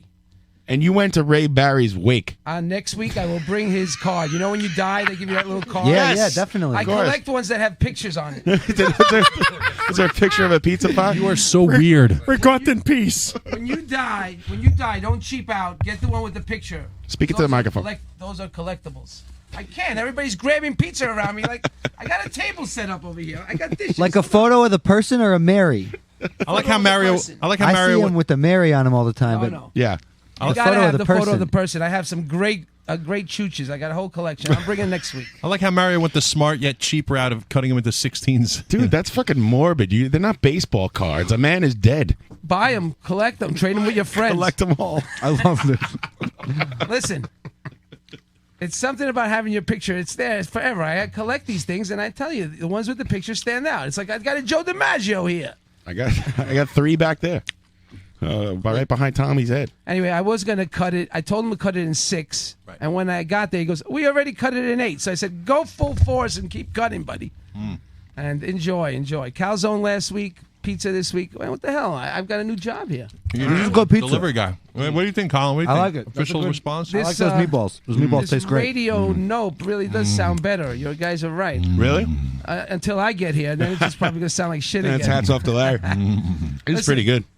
Everybody's chewing pizza. I can talk forever. Look at this. Yeah, keep talking. My plan worked. Go ahead, Mario. We're getting our audience so hungry. Colin's a punk rocker. Why don't you tell Colin some of the great punk rock shows you've been to? Well, Make later him jealous. on, I'll be posting one from my list, and then you could look. I got one ready set up for tonight. It's Mario's memory stick. My memory shtick.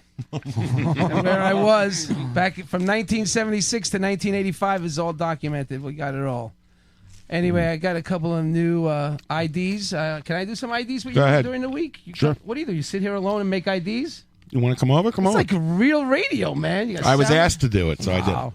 Yeah, I want to make IDs. Okay. Sounds good, right, Mario? Come on Yes, I over. do. I'll be your engineer. You're the talent. We've got Bring a fucking pizza. we got the Pope. The Pope smokes nope. The Pope smokes nope. We used to chant So that all the basically, time. you're just rhyming things with nope. That's it. Right. Okay. Nope is dope. And then my best one. This goes to the tune of the Beatles. Hello, goodbye. You say yes. I say nope. You say why. And I say I don't know. All right. Oh, nope. You say goodbye. And I say, oh, nope. We'll be recording. Well, now you don't have to come over because I could just isolate those. I just got turned on to your groovy melodies. Where'd the cheese go? We I don't too. know. Yeah, where the cheese All right, I'm done. I'm going to eat some pizza and have some Foster's Lager. There's Mario. Slice Harvester Asaro. Mario Asaro. Mario Asaro. Mario I like that. After you finish chewing, you got to give us a rating on this. No, it's delicious. Delicious. We opened the Grimaldi's over here in Douglaston. That's like Grimaldi's underneath the bridge. It's You got to get that exact, spot. It's a tough spot. You got to hit the sweet spot in between sweet and salty. It's not too salty, not too sweet, right, Colin? Don't want it to be too sweet. Right. I don't like a sweet sauce. I thought the salad carmine's a little too salty for me, and the crust wasn't great. It was weird. It's a buttery slice. Yeah, I like that slice a lot. How many? What'd you give that one? You remember? I don't think I started the rating system yet. This was, I did not expect this to be a thing that anyone but like my 30 punk friends looked at. Right. I got 35. Yeah. Well, counting you guys, yeah, it's like almost 40. Colette's like, my wife Colette's like, who do you have on the show tonight? So I tell her, and she's like, Pizza Talk at 8 and Pizza Talk at 8. Love it. That slice is for you, by the way. We talk about pizza all day. Thank you. I already helped myself since everyone passed around pizza and left me in the corner. Good enough. Only host the show. Fucks. Why don't you give trying to 2 call slices in. to Ryan? He's the new superstar with his new fucking soul show. I had to get in there before Mario spit all over the pie. Oh, he spit on the way over. Mario's one of these guys, when he talks, there's always shit flying out of his mouth I'm everywhere. just excited. That's all. There's always like sauce in the corners of I'm his very mouth. happy. I was Happy in to see you. Rosario's over in face the right now. It's Lower gross. East Side the other day, and Mario walked in and was asking everybody for money, and then nobody would give it to him. So he spit in the red pepper flakes. I'm gonna spit in these red pepper flakes. You don't spit in your food when you don't want somebody to eat it? Yeah, you're not going to eat that. Colin, you fit right in. You got it figured out right away. Oh, I'm here for this. Colin's gonna come back every Friday. I'm here from now on. Yeah, you're in. We'll send a car to Ridgewood with a pizza pie. Yeah, I moved into your garage. I don't know. You're like Fonzie. Yeah, I live here now. From pizza crust to crusty punk, the Colin Atrophy story. You guys remember that time I thought I was allergic to girls, but it was actually my cologne? Right. Oh man, I ate pizza. Now I want to go to bed. Does that pizza knock you out? Really? Food knocks me out. Just does. it's probably diabetes or something. Oh, you got the diabetes too? I don't know. I'm not going. Welcome aboard. Everybody's got it. I don't want to get on that train with you. Mary's got diabetes Great. You gout. drop 60 pounds. You tell everybody you got dietary restrictions, and they treat you special. And then you gained it all back. No, I haven't gone back over the 200 mark. I'm staying under that 200. He looks good. You lost a lot of weight when you first found out you had diabetes. Anorexic. I looked like I had the AIDS. You were really into it, like diabetes. You were way into having diabetes. But then his like wife you would told me. He's pricking his thumb at the poker game. He's like, if someone like had a sandwich, he'd make him eat it outside. And now it's hats off to Larry. You don't care anymore. His wife told me he doesn't really have diabetes. Though. What? He's like Don't tell anybody. That's off the record. Oh no, it's a scam. You lying piece of garbage. Listen, they won't let me keep a little fridge at work. I got a note that says I have diabetes. Now everybody be quiet. Oh, it's a scam. I knew it. That's how he gets 10% off of Grimaldi's. The old diabetes My scam. sugar numbers were high. They've now receded. I'm under control, but I like the lifestyle. I get to get a refrigerator. Oh my God. Lifestyle. Diabetes lifestyle. You get free seats at the Mets game. I get ADA seating. Listen, come here, how far would you go? Would you have somebody cut off your leg?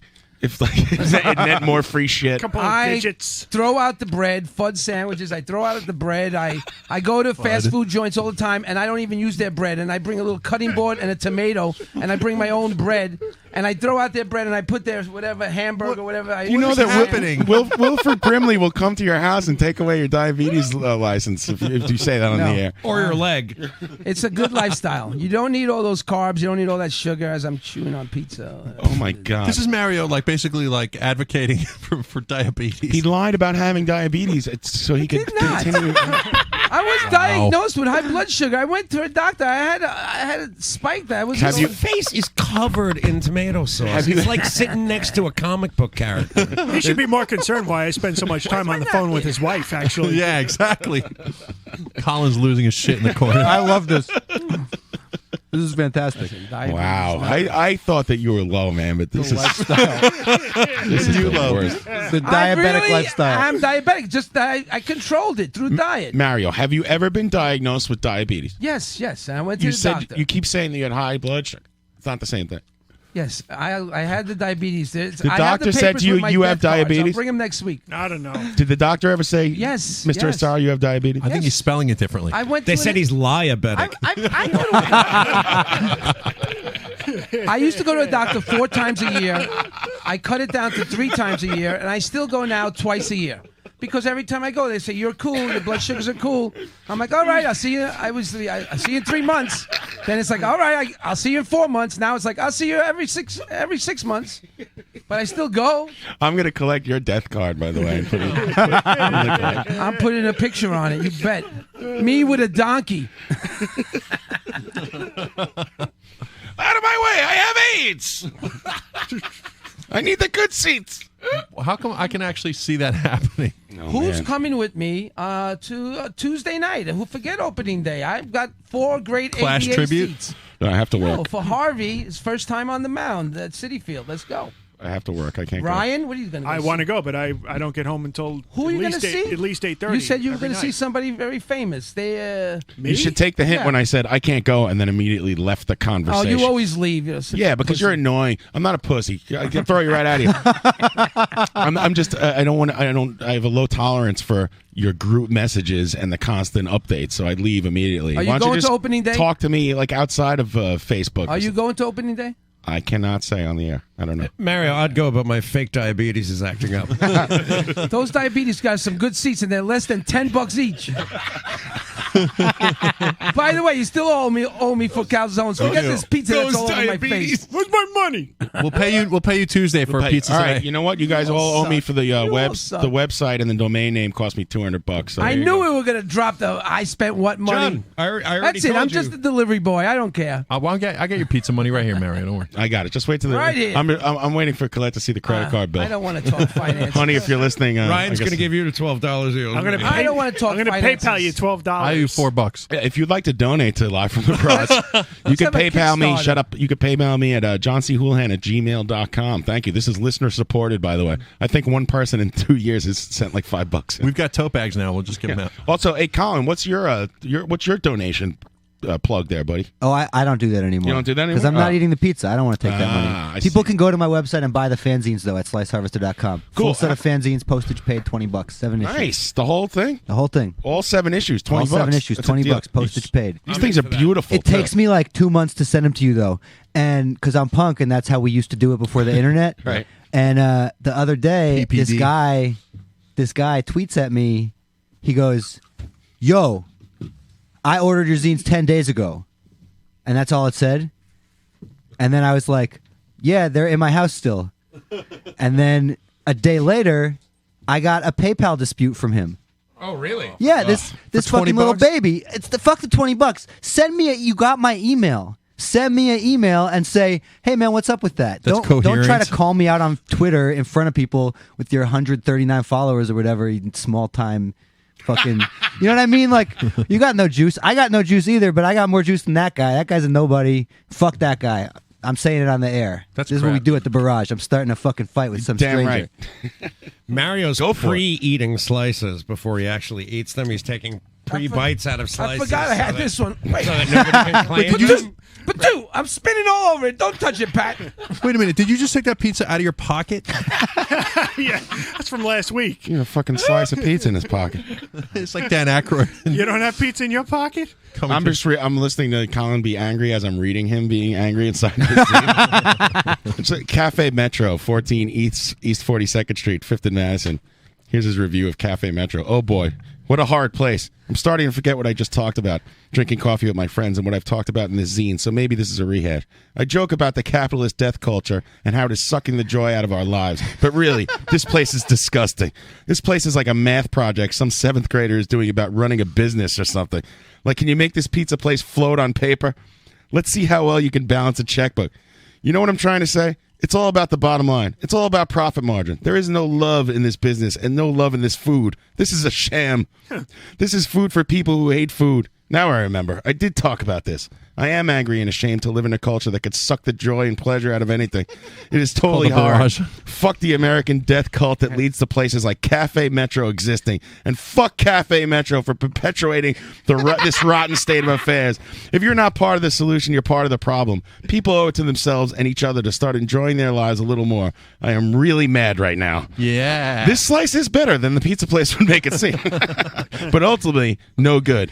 The grease had a nice bite to it, and the cheese had a pleasant tang. But this bullshit slab of crap was totally undercooked, dead skin mask atop some of the blandest dough I've ever had. Not to mention it cost $3.25, which is an affront to the great Pizziola. Fuck a bunch of this crap. Thank you. Wow, That's nice. amazing. Now, so if you run a pizza place and this guy comes in, you better make a good pizza because he's gonna fucking scream at you. Dead skin mask. Dead skin mask pizza. That's the term for when the whole cheese just peels off. Right. Yeah. Oh, I hate Actually, that. that There's brings- no marrying of the sauce and cheese. You fucking close Yeah. up shop and call it a day. It's funny you mention this because when I used to work at Frantoni's all back in the day, I used to go in there and eat them out like crazy. I would eat the entire place out. Oh boy, I'm isolating Miss that. out. I would seriously eat them out of like house and home. And one time I bet one of the bosses that I could eat an entire slice in one bite. Okay. And he challenged me. He's like, "There's no way you can eat a whole slice." But little did he know that when the pizza sits on the counter for a few hours, it gets like that hard cheese crust and it's separate. So I went in the back and I flipped it over the slice and I took a knife and I carved out the entire crust, leaving just a framework around it. So it was just like a slice of cheese on top. And then I went up to him and I'm like, "Watch this," and I just shoved it in my mouth and Shove this in your mouth. Hey. You ate a pizza slice in one bite? one bite. Wow. Did you ever eat a whole About pizza my pie? diabetes. Oh yeah. Yeah, I did that. Look at me. I'm looking at this issue, and this place has the greatest name of any pizzeria I've ever seen. Squisito. What are you, Squisito? Get out of here. You got to get this. You got to order these zines and read them. This is fun. These are zines dedicated to pizza eating, It's all reviews. It's Try all to pizza pay reviews. attention. and people Look, liked it. Did they want tell it? you what's going on before you come here? I watched. I listened on my purposely. memory stick. He listens on his memory That's stick. amazing. I have a bunch of old fanzines from the. I should look into that. Pizza. You should. You're living the dream. I'm living the dream. I John- paid my rent Oh, off man. writing a fanzine about pizza for months. Amazing. It's insane. John, Yes, Tommy. Weren't, if I could recall correctly, weren't we going to do a bit of game of crap, not crap? Yes, we are getting to that right now. You ready, Colin? I'm ready. I will name a band. You will tell me whether they're crap or not crap. All right, let's go. Yeah. You can qualify your answer if you feel like you have to stop and you want to do that. I'm going to try not to. Okay. Crap, not crap. Here we go. Colin, New York Dolls. Not crap. Metallica. Not well. Yeah. Crap. Look at Crap. rules. Operation Ivy. Ooh, not crap. Deep Purple. Yeah, crap. The Rolling Stones. Not crap. Ted Nugent. Crap. Grand Funk Railroad. Crap. Foghat. Crap. Creedence Clearwater Revival. Not crap. Bob Dylan. Crap. Everly Brothers. Crap. Bad Brains. Not crap. Steely Dan. Crap. Boz Scaggs. I don't think I've ever heard Boz Scaggs. Honest answer. What's Boz Scaggs' song? Lido. One more Them- time more to get it. Yeah, that's crap. Them singing that is not crap. Boz Scaggs is crap. The Replacements. Not crap. Tom Petty and the Heartbreakers. Not crap. Johnny Thunders and the Heartbreakers. Not crap. Mott the Hoople. And the Heartbreakers. Not crap. Kiss. Not crap. The Who. Not crap. Pat Benatar. I'm going to say not crap. All right, not crappy Pat Benatar. Prince. Definitely not crap. The Beatles. Crap. Whoa. With a laugh. You say nope. Jefferson Airplane. Crap. Velvet Underground. Not crap. Lou Reed Solo. Not crap. Sonic Youth. Crap. Fleetwood Mac. Crap. Crocus. Not crap. What's your favorite Crocus tape? I'm just kidding. I've never heard yeah, Crocus. all right. I have no fucking That clue. Crocus is a wicked googly. Metal Rendezvous. Television. Not crap. Gang of Four. Not crap. Husker Du. Not crap. The Clash. Not crap. Blue Oyster Cult. Not crap. King Crimson. I don't like it. Not crap. King Missile. Crap. King Diamond. Not crap. D.D. King. Definitely not crap. Awesome. I love that fucking breakdown, the doo-wop breakdown on Brooklyn Babe, where he goes, baby, baby, you're an angel, you're such a sexy angel. I love that shit. I'm glad you even know. Like, hey, half the guests we asked, I don't even know who that is. So. Yo, I know all those songs. Do you? I wonder if you know. Like, have you ever seen a glider soaring in the wind? Bet you didn't know I was half German. He's a master. He's a poet. Slap me 5. Give me some skin. I used to live in Berlin.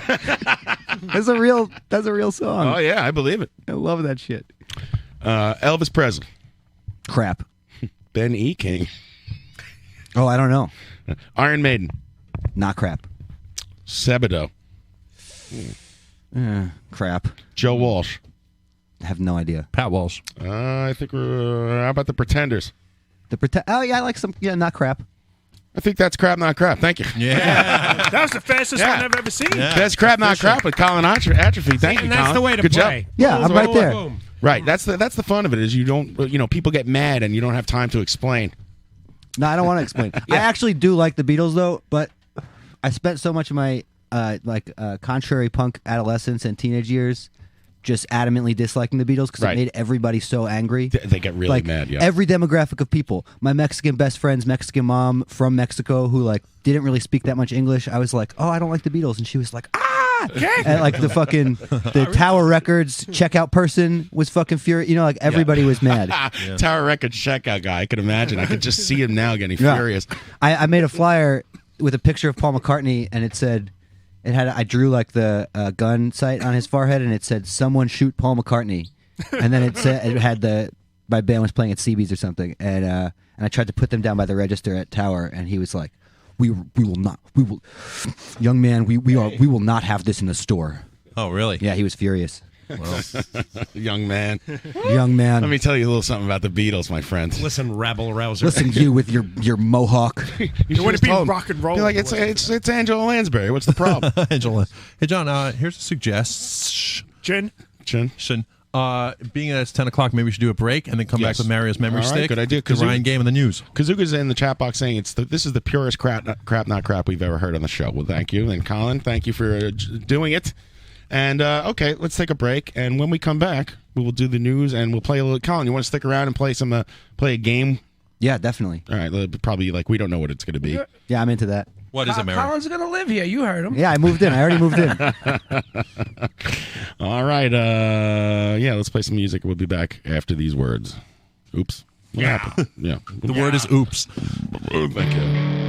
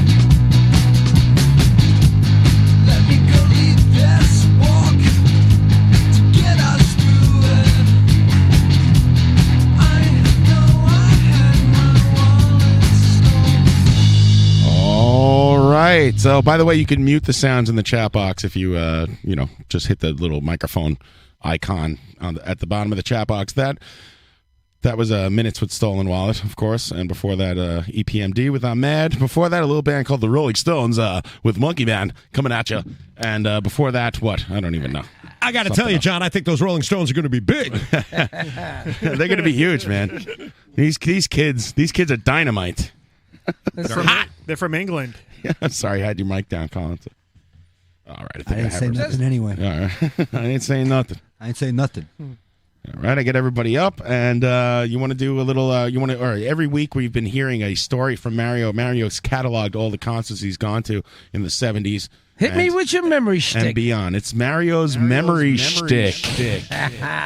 And he's. What do? You catalog the band, the show, the venue, what drugs you took. Back in 1978, 1976, I decided to start writing down every concert I went to with my buddy Chris, who I found out still is writing them down, and he's up to 800. I stopped in 1985 out of a drug-induced coma.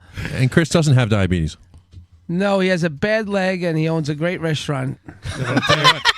He's got no mini fridge at work. He's my partner in ADA fandom. Is he an investor in Cafe Metro? No. On Lexington Avenue. No, he only eats the finest.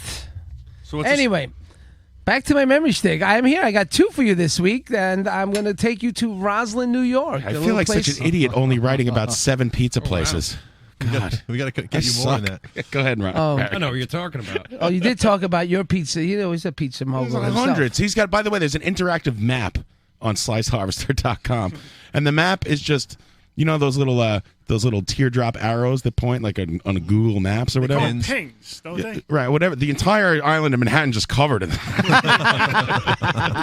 There's lots of pizza in Manhattan. That's true. is. How do you keep up with them? They open and close so fast. Yeah, no, I just don't go back. Right.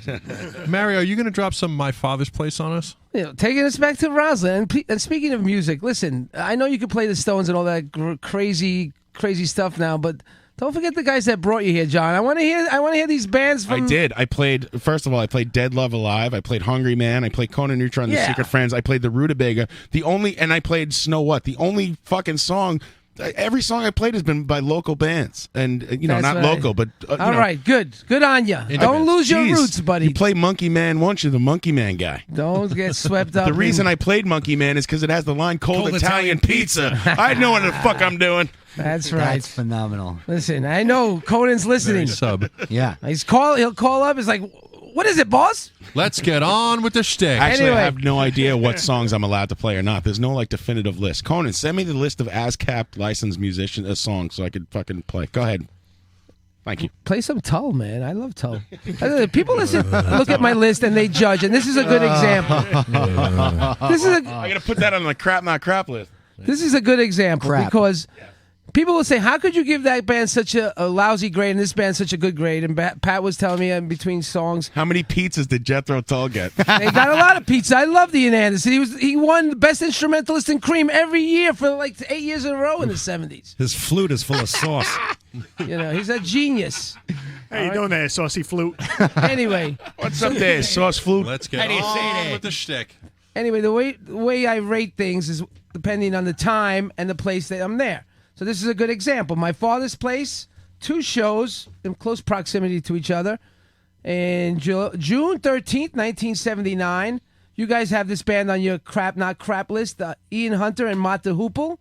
Okay. Right? All the young dudes and Yes. all that stuff. It was at my father's place, nice train ride out, and I hitched home from the parking lot. Oh, and I was with Jim. Classy. The band that warmed up was Raven. Who the hell is Raven? Are they a good? Anybody know them anymore? I don't know. Raven, they're a were metal band. A and good yeah. first band, and then it was where did I sit? Raven, I think, was a metal band who had a cover of their album was them dressed in like football players' helmets, and I think you're right. The name of the record was called "The Pack Is Back," but I don't think they're from America. Anyhow, they impressed me. Did the Good Rats play, Mario? The Good Rats did not play that night. My father's place had some interesting shows. That got an A. Felix Back in Cavaliers? June, and I thought Raven was good, and I was sitting somewhere in the back by the back of the tables. And then a few months later, 7/20, so July 20th, 1979, was the first time I saw the Ramones at my father's place. And I wrote down primitive punk, and they played with a band called the A's. I remember the A's. They were a pretty good band. Would you And grade the Ramones? 4. I was right up in the front, row 4, right up in the front, and they only got a D. How can you A give D? Oh, A D? There's the cover. Somebody just put it on the chat. Fucking D. How can you give the Ramones a D, but The other band that Because I didn't know. It was like looking at Van Gogh in 1891, and you're like, who the fuck? This guy is crazy. right.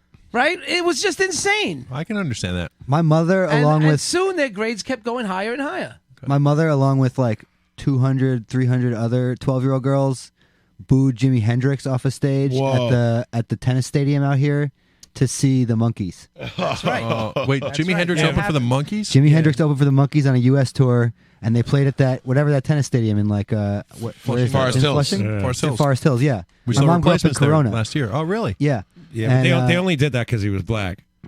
That might be true. No, I think they really want to see the Monkees.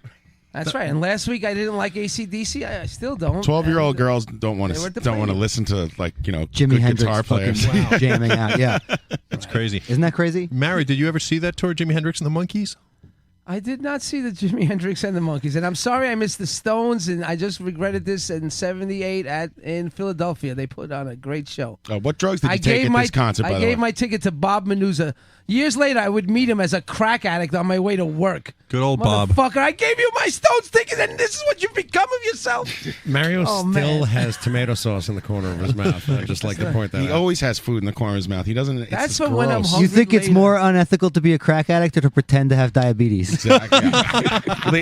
There's I'm honor. not pretending, and There's honor in being a crack addict. Yeah. It's you are who you are. Or at least like you can. There's like some sympathy and compassion you could have for that person. Right.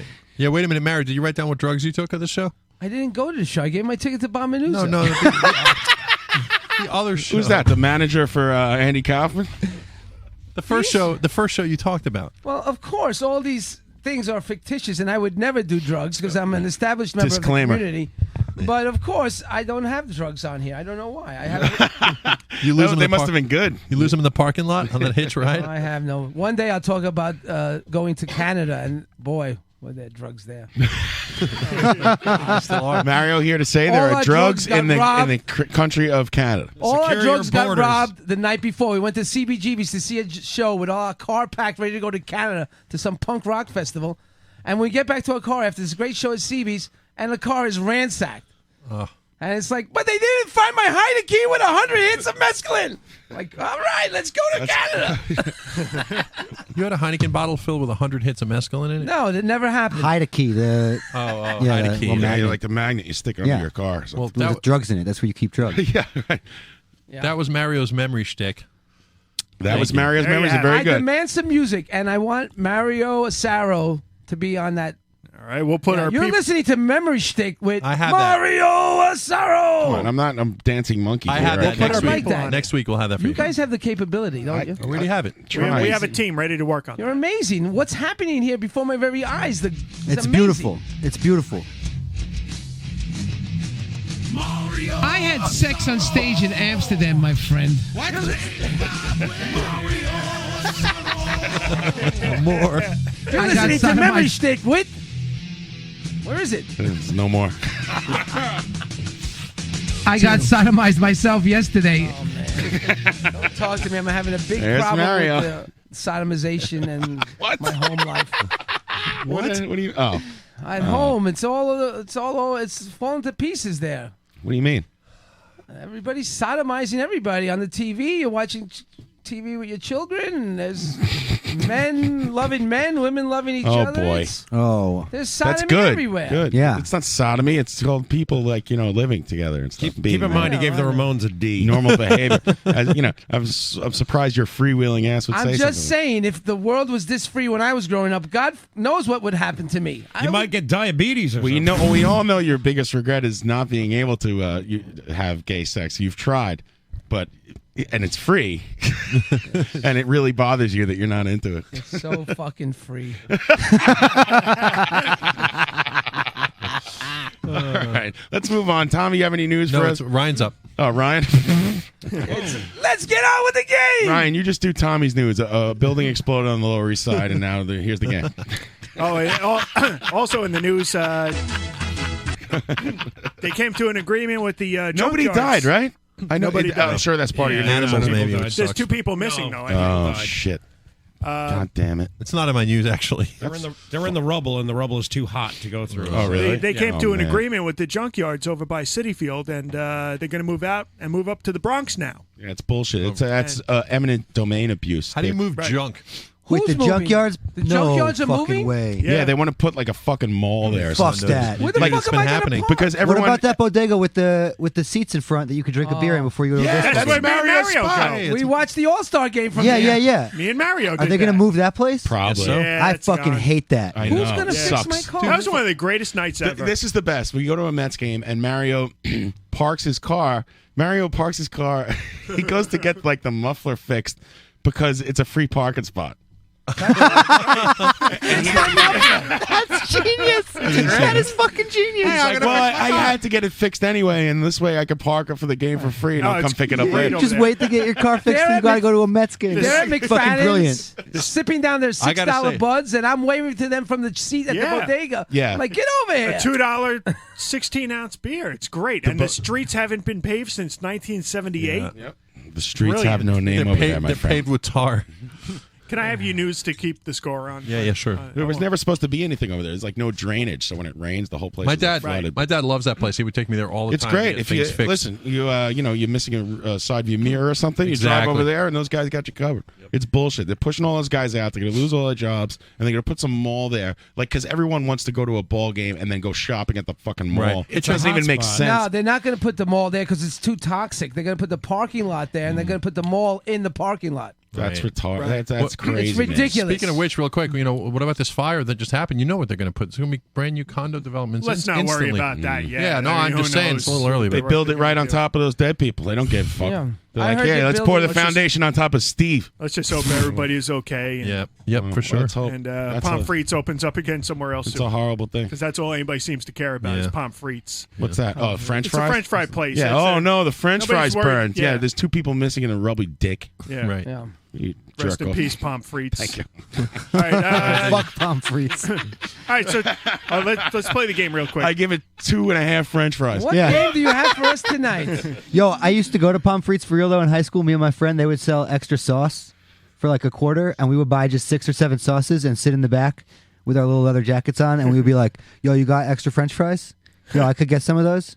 Yo, I could get some of those. Yo, let me get some French fries." Sauce? And we would just sit, yeah, because they had like 40 Ketchup? different sauces. No, they had Oh. like this kind of mayo, that kind of mayo. Their whole thing was that the French fries come in a paper cone, Right, and you get all these different dipping sauces. And we would go in there and just buy like 6 sauces and then sit in the back. And all these yuppie couples would come in on dates with their little cones of French fries. We'd be like, "Yo, let me get some.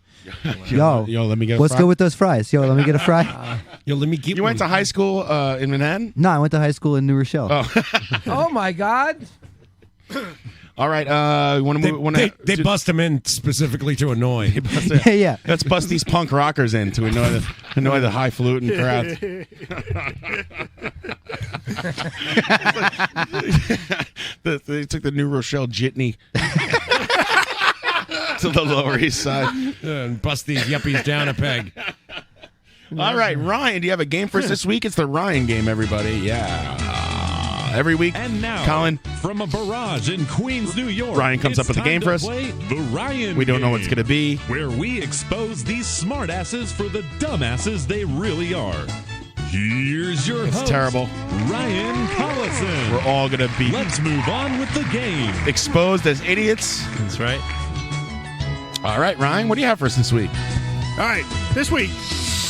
Yeah, it's the Ryan game. I pulled the game off the stockpile this week, something I made a while back. This one, you have to guess whether the quote I give you was recited by Batman or Shakespeare. Brilliant. The game is Batman or Shakespeare. Colin, are you a comic guy or anything like that? I like comics. Do you? Oh, damn it. You might have an edge.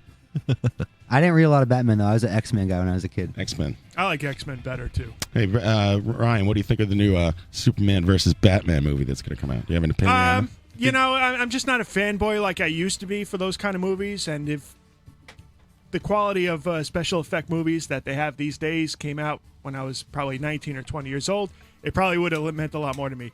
But I'll end up seeing it. I'll probably enjoy it, but I really won't. I haven't seen I any just of don't the- get, even like Star Wars coming out. I'm just not that excited about it. Did you I'm work happy on it? It's happening. Yeah, right. If he worked on it, I'd be like, this is the greatest movie Oh ever. my god, yeah. I wouldn't be hanging out with you guys if I worked on movies. You know, that part where Luke Skywalker walks through the wooden hallway with high heels on. Ryan did that. He was banging pots and pans together. It was great. Colin Ryan's a Foley artist. He That's makes what the I figured. sounds. Yeah. Yeah. He makes sounds.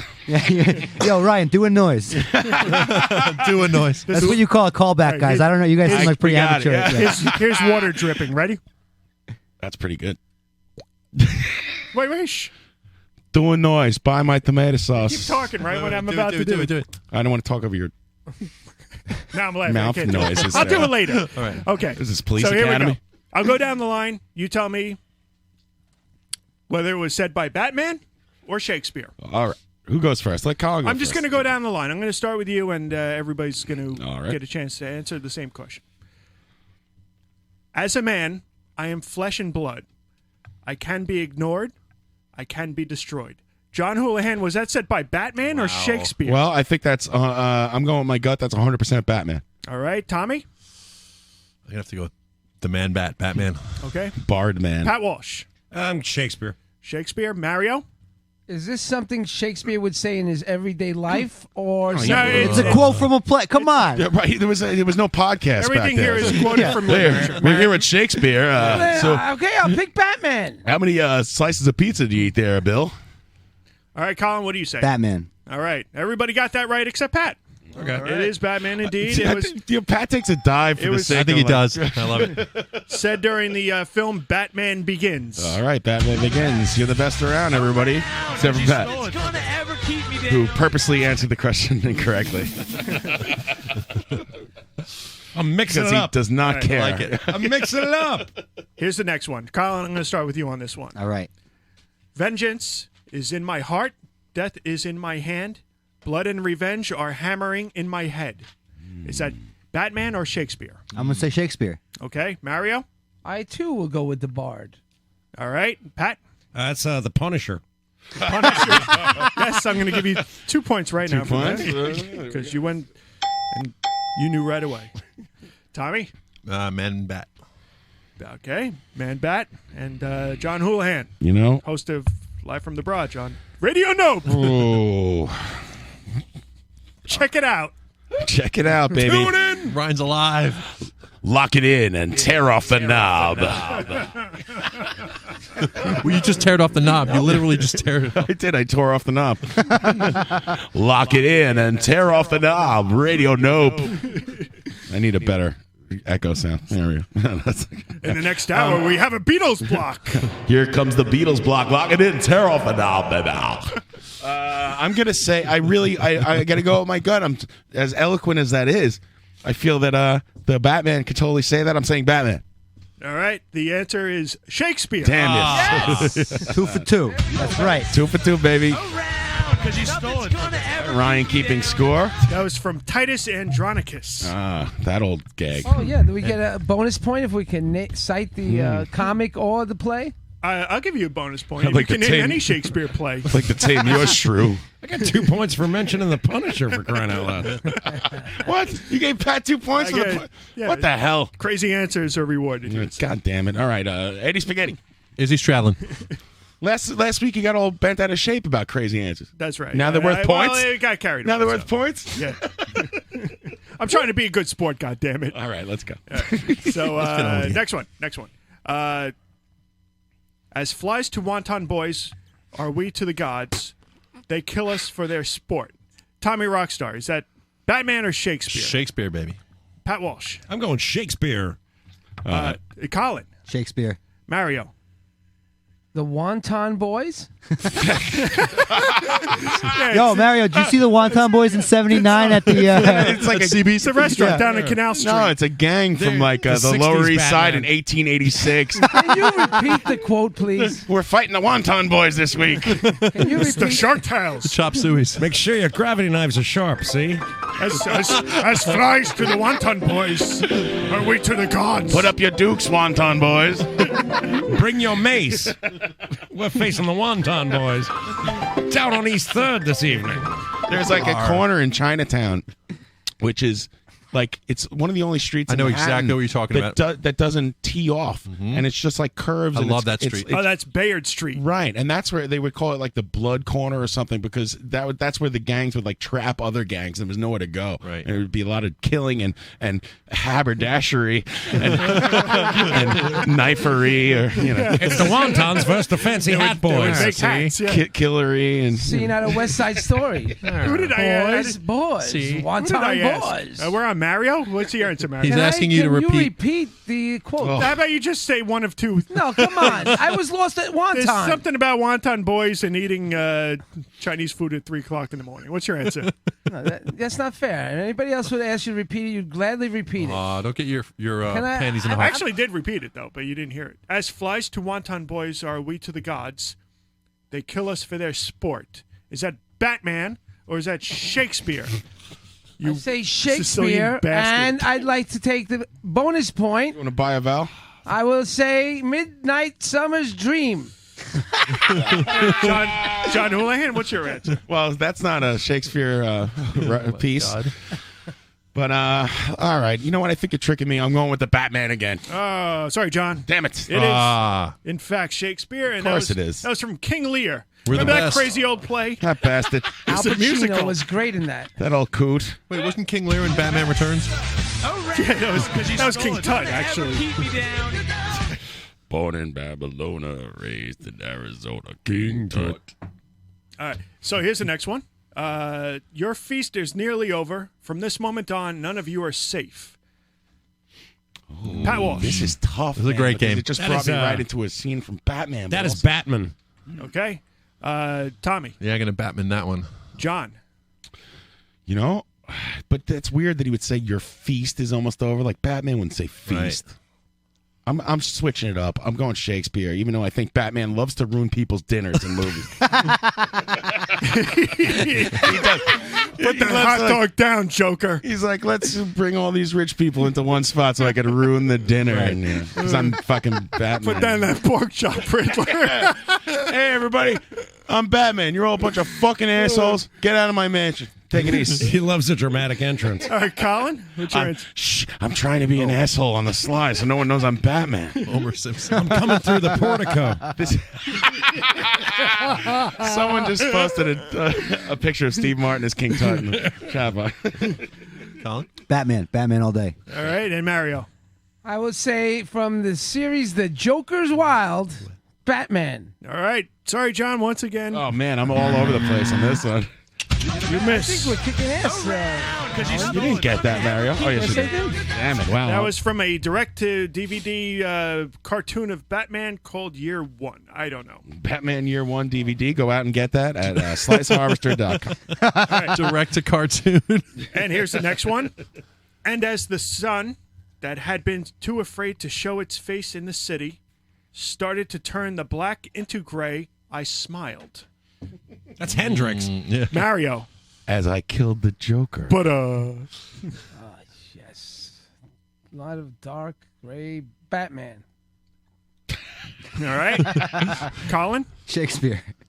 Tommy. Shakespeare? Pat. Shakespeare. John. Well, anytime that you start a sentence with "and," that's Shakespeare, dude. You know, he's flipping the thing.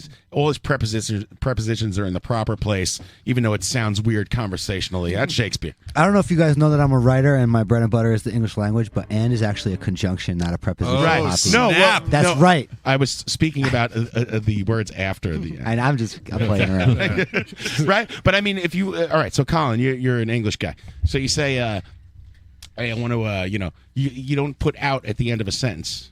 I don't. I'm actually a terrible. I mean, I'm You a wanna very say, good like, writer, but I do instead it of saying poorly. like I'm going to pull this out, you say like, out this I pull. What about that broad puts out? No, No good. you should never say that anyway, no matter what happens. Especially if she puts out. It was Batman. Don't let anybody else know. Let's get on with the answer. The answer is Batman. Yes, baby, I take the lead. Oh, we got duped. Batman's like, and now is the winter of our discontent. What the fuck? From issue 625 of the Batman comic book. I was going to guess that. Yo, no fair though, because that's Batman quoting Shakespeare. Batman is Shakespeare. It's a secret identity. For teenagers with pimply faces. Deceased English playwright. I have something to tell you. What's the Shakespeare. score? What's the current score? sir? Currently, the score is Mario with 5. Colin has 4. I wrote the Bible. Pat has 2. John has 1, and Tommy has 3. Oh, yeah. Roll for Still a close game. Sound and fury signifying nothing. All right. Here's the next one. Excuse me. Batman. I'm a man, Robin.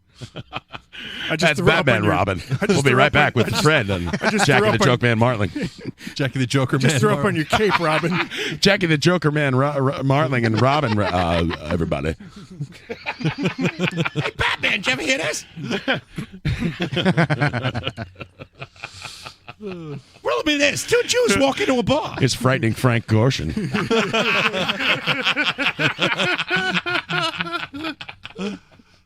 The reference is getting more obscure as the night goes on, right. ladies High and pitched gentlemen. Burgess Meredith coming in later. And Here also goes. musical guest Rob Zombie. John, you're first. Baba Two-Face. I'm a man of 30, of 20 again. The rain on my chest is a baptism. I'm born again. It's Batman! That's Shakespeare. Pat Walsh. Batman. Mario. Shakespeare. Colin. Shakespeare. The answer is Batman. Oh, No. wow. Give me a point finally. It is Could from have the, been tied with me. It's from The Dark Knight Returns. The music. Hey, YouTube guy, you sucked at that. So who said Batman on that one? I did. I said Batman. See, the Batman is born Yeah, again. I said that. Because he used to be a man, You and did now not, he's Colin. I said Batman. You said Shakespeare. I said Colin. Batman on that one. Give me a Play point. the tape. I said Batman. Colin lies about diabetes Play the and tape. accepts Play free the slices tape. of pizza. Check the Here's tape. I where said your Batman. street smarts went wrong, sir. 'Cause I was waiting for you to go so I could answer the opposite. So no matter what, What are you guys hedging your bets I there? don't know. Who But cares? you're Counting the cards? same as me. Hey, And come on, now we're I'm having still fun. ahead. Wait until he chisels you for free. I'm going to drink. I want to drink from the chalice. Shakespeare. Shakespeare. Shakespeare. Shakespeare. Thank you. That's the Shakespeare song. The weight of this sad time we must obey. Who's up? Tommy, you first. Shakespeare. What was the quote? The weight of this sad time we must obey. I say Shakespeare. All right, Mario. Oh, God, man. This game's harder than I thought. Yeah. He's good. Weight of this sad time we must obey. Shakespeare. All right, Pat. I'm going shakes his beer. Shakespeare. Yeah, see, like I said before, when you flip around the sentence, we must obey, instead of like, hey, everybody, John's got the least amount of points on the board, but he's got an angle. let's obey this time. Instead of like, saying, hey, everybody take it easy. He's like, in these times, we must obey. We must ease a take. So I'm saying that's Shakespeare. That's the bard, baby. What do you say, Colin? Shakespeare, definitely. Everybody says Shakespeare, and everybody's You're correct. listening to 92.7, The Bard. Coming up next on Radio Nope, we got the Bard, baby. If it can be good, be bad. Yeah. Hey, don't let your meatloaf. Coming up next, we got the Bard here on Radio Nope. Fishers, Indiana's top radio, The Bard. The Bard. That was Grand Funk Railroad here on Pennsylvania's own The Bard. Scrantron, Pennsylvania. In the next hour, you'll hear the Vanilla Fudge. And here's The Association by Ryan Collins. I'm giving away 2 tickets to Coldplay to whoever can call in and tell me this Shakespeare quote. So we're the best around. We all get points. We all get points. We're the best. I'm still in the lead, mothers. Come get me. Come after me. Darren in the chat box saying WBRD. Somebody on the chat box found me out too. WBRD, the Bard. Oh, someone realized that you never came up with that game and you That's right. Googled it. Yeah, no, I didn't Google it. I got a website I went to for it. Southern Maine's top rock. That's all right. Don't feel bad, It's Ryan. okay. I got a whole website I get my news from. That's how it works. You know? It's called the internet. Now is the winter of my discontent. Is it? Did you just say disco If I tent? find something good, I go with it. I So did. I don't care. Let's move on. I don't care. I'm not embarrassed. God damn it. Don't be embarrassed. You do a great job. All right. Next one. Welcome Destruction. Wait, are the Coldplay tickets still available? You're listening to the Bard, baby. Welcome Destruction, Blood and Massacre. I see, as in a map, the end of all. It should be Batman, Shakespeare, or Slayer lyrics. You should have a third. It's too easy. You should have a third option. That's totally Tom Arias. Next week we'll do Spider-Man. All right, you want to repeat it one more time, Ryan, if you don't mind? Yeah. Welcome Destruction, Blood and Massacre. I see, as in a map, the end of all.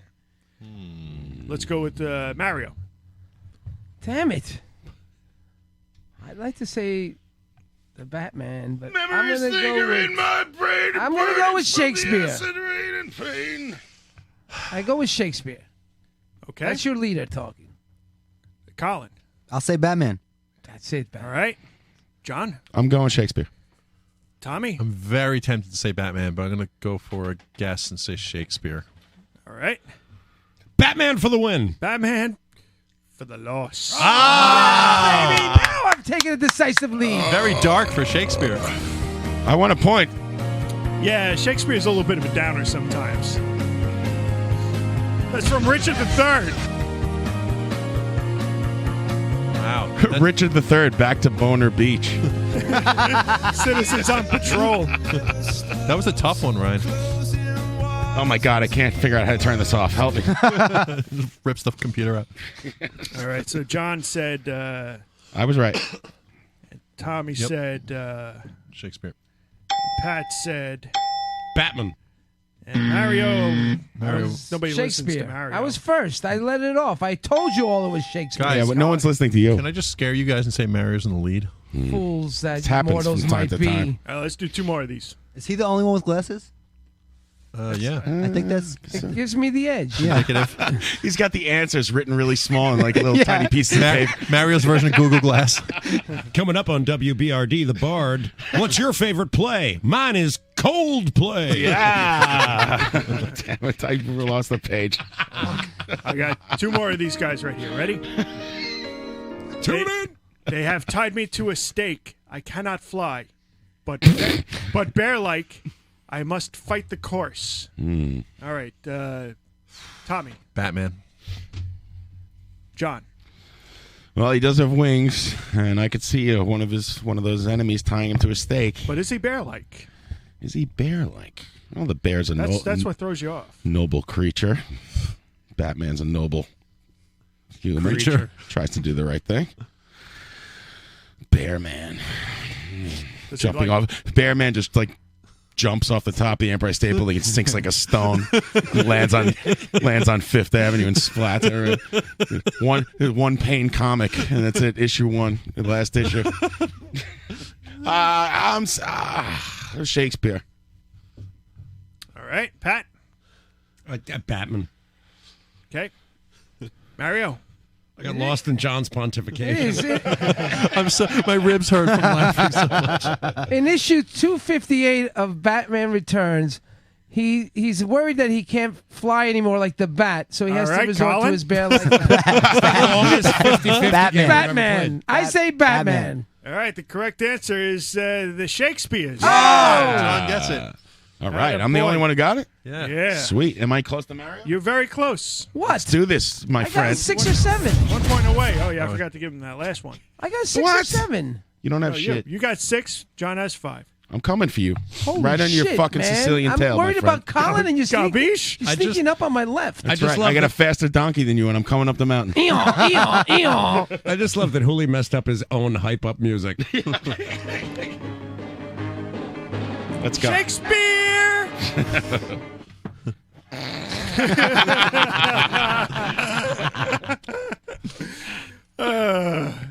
Hell is empty. What a show. Thanks for listening, everyone. Hell is empty, and the devils are here. Colin. Shakespeare. Mario. I'm Batman.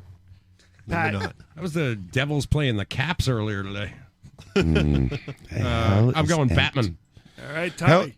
With the, I think you need to go to the hospital, Tommy. Yeah, I'm dying over here from laughter. I would say Batman. All right. All right. Here's my thinking that hell is empty and what is it? And the devils are here. The devils are here. So this is, now, I don't know anything about Batman. Martin Brodeur. I like Batman. But I don't know. I've never read a Batman comic probably in my life. I think that what he's talking about is Arkham Asylum is now let go and all the crazy people are in the street. Hey, the game's called Crap Not Crap, all right? And that is what he's referring to. I say it's the Batman 100%. 100% wrong, sir. Damn it. You should have went opposite me. You would have tied, Johnny boy. I stopped listening to you 5 shows ago. That means I'm the best around. Who gets that Mario? point? Good job, Mario. Damn it. Fill my chalice, all my underlings. I shall drink. I shall drink and laugh at you. That was the one person I didn't want to score a point. What play was that, Mario? What was the quote? Name me the shrew, Just, all name right? any, just name any Shakespeare you can. Yeah, name a 20 Shakespeare. seconds. 20 seconds, Mario. Besides Midnight Summer's Dream. Name as many Midnight Summer's Dream. Name another book by Hamlet. Shakespeare. There you go. Name another one. King Lear. I'll just name everyone that was up there. Othello's. Othello's. That's where we got the pizza. You have one more, Ryan? I Othello's. think it's over. I Play think the it's exit. We're done. Yeah. That's it? I want to keep it moving. God damn it. Mario Thank you. won? Yeah. Thank you very much. That pisses me off. And not only that, this is the most useful Tommy Rockstar's news has been because Ryan used it as a scorecard. Mario, congratulations. Thank you. Not Do you only have any whiskey? Not only are you the deliverer of pizzas and calzones, you are the best around. You won the Ryan game, my friend. I will gladly drink whiskey to celebrate. Pass this down to my friend Mario over there. Here's some you whiskey go. for you. To celebrate. Knew it was here. Don't lip it. Good luck. And That's the now, good stuff, I'm going to too. drink it out of this little glass that looks like a boot. all right, you do what you have to do over there, my friend. I just want to thank you, Cat. Non-breaking news. Tommy Rockstar. All right, Tommy, you got some news for us? Yes, sir. Yes, I do. All right. I like Let's news. see. Here we go. News out of Hollywood. Not your news, but I like news. I like reading the news while I eat. I think that's one of my problems. I like to do that too, actually. Yeah, that's the problem because then we keep eating because we're not finished reading the articles. It's a rigged system. It's rigged. Well, this is news out of Hollywood. Says that all 3 of Penelope Sphere's iconic documentaries, Decline of the Western Civilization, are officially coming to DVD for the first time ever in a deluxe box set on June 30th. Shot Factory will release a 4-disc anthology chronicling LA's hardcore punk, hair metal, and gutter punk phenomena with a 40-page book, extended interviews, and a new commentary track by Dave Grohl. Colin's in that movie. Yeah, totally. Are you really? No. Oh, that's great. Each film has been given a 2K high-definition restoration, which is supervised by the director. The original. So you'll be able to see the guy from Wasp in his pool drinking vodka in HD. Exactly. Who's still alive, by the way. And if you look up his videos, they're fantastic. Oh, God. Have you seen any of those? Yes, One of them just has the green screen behind him because they never got around to filling it in. So bad. So bad. What's his name? Chris Holmes. Chris Holmes. Dude, Holmes on Holmes. I can't keep. The original Decline of Western Civilization came out. That should be the show on DIY channel. Like Holmes on Holmes, I can't afford. the guy from Wasp shows up and he moves into your. Instead of renovating your basement, he moves in. He just storms in. He's like, man, I can never afford that. Someone put a picture of him on Chatbox. I can never afford that. Man, look at those marble countertops. Man, It's a I weird, can never afford that. weirdest part of that scene is his mom is there, like in a beach chair the whole time. Go ahead, Tommy. Sorry. No, it said the original Decline of the Western Civilization came out in 1980 and shined a light in LA's nascent hardcore punk scene, including performances and interviews by Black Flag, X, Circle Jerks, Fear, and the Germs, among others. Also, Give me a beer. I want a beer. It captured the intensity of the bands during that period at a time which Black Flag shows were protested by police, and when it got its premiere at a midnight screening, 300 policemen arrived to quell 1,000-strong crowd. The bonus material of the Decline films will include interviews with the director and the Academy Film Archive, never before seen footage, performances and interviews, and the original trailers. The part they don't tell you is those cops were actually just really big punk fans. Yeah. I'm sure all of them That's were. why they turned up. This is a story out of Bostrons, actually, out in Massachusetts. Correct, Tron, bro. Singer Scott Weiland and his new band, The Wildabouts, performed in... Singer.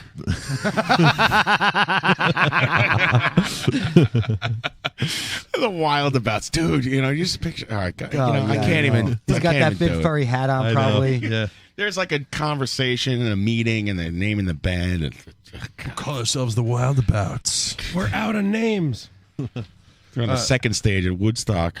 The Scott- Wildabouts. And his new band, The Wildabouts, performed in Boston, Massachusetts recently, but the singer seems to have disappointed several fans who paid for very expensive VIP tickets to the event.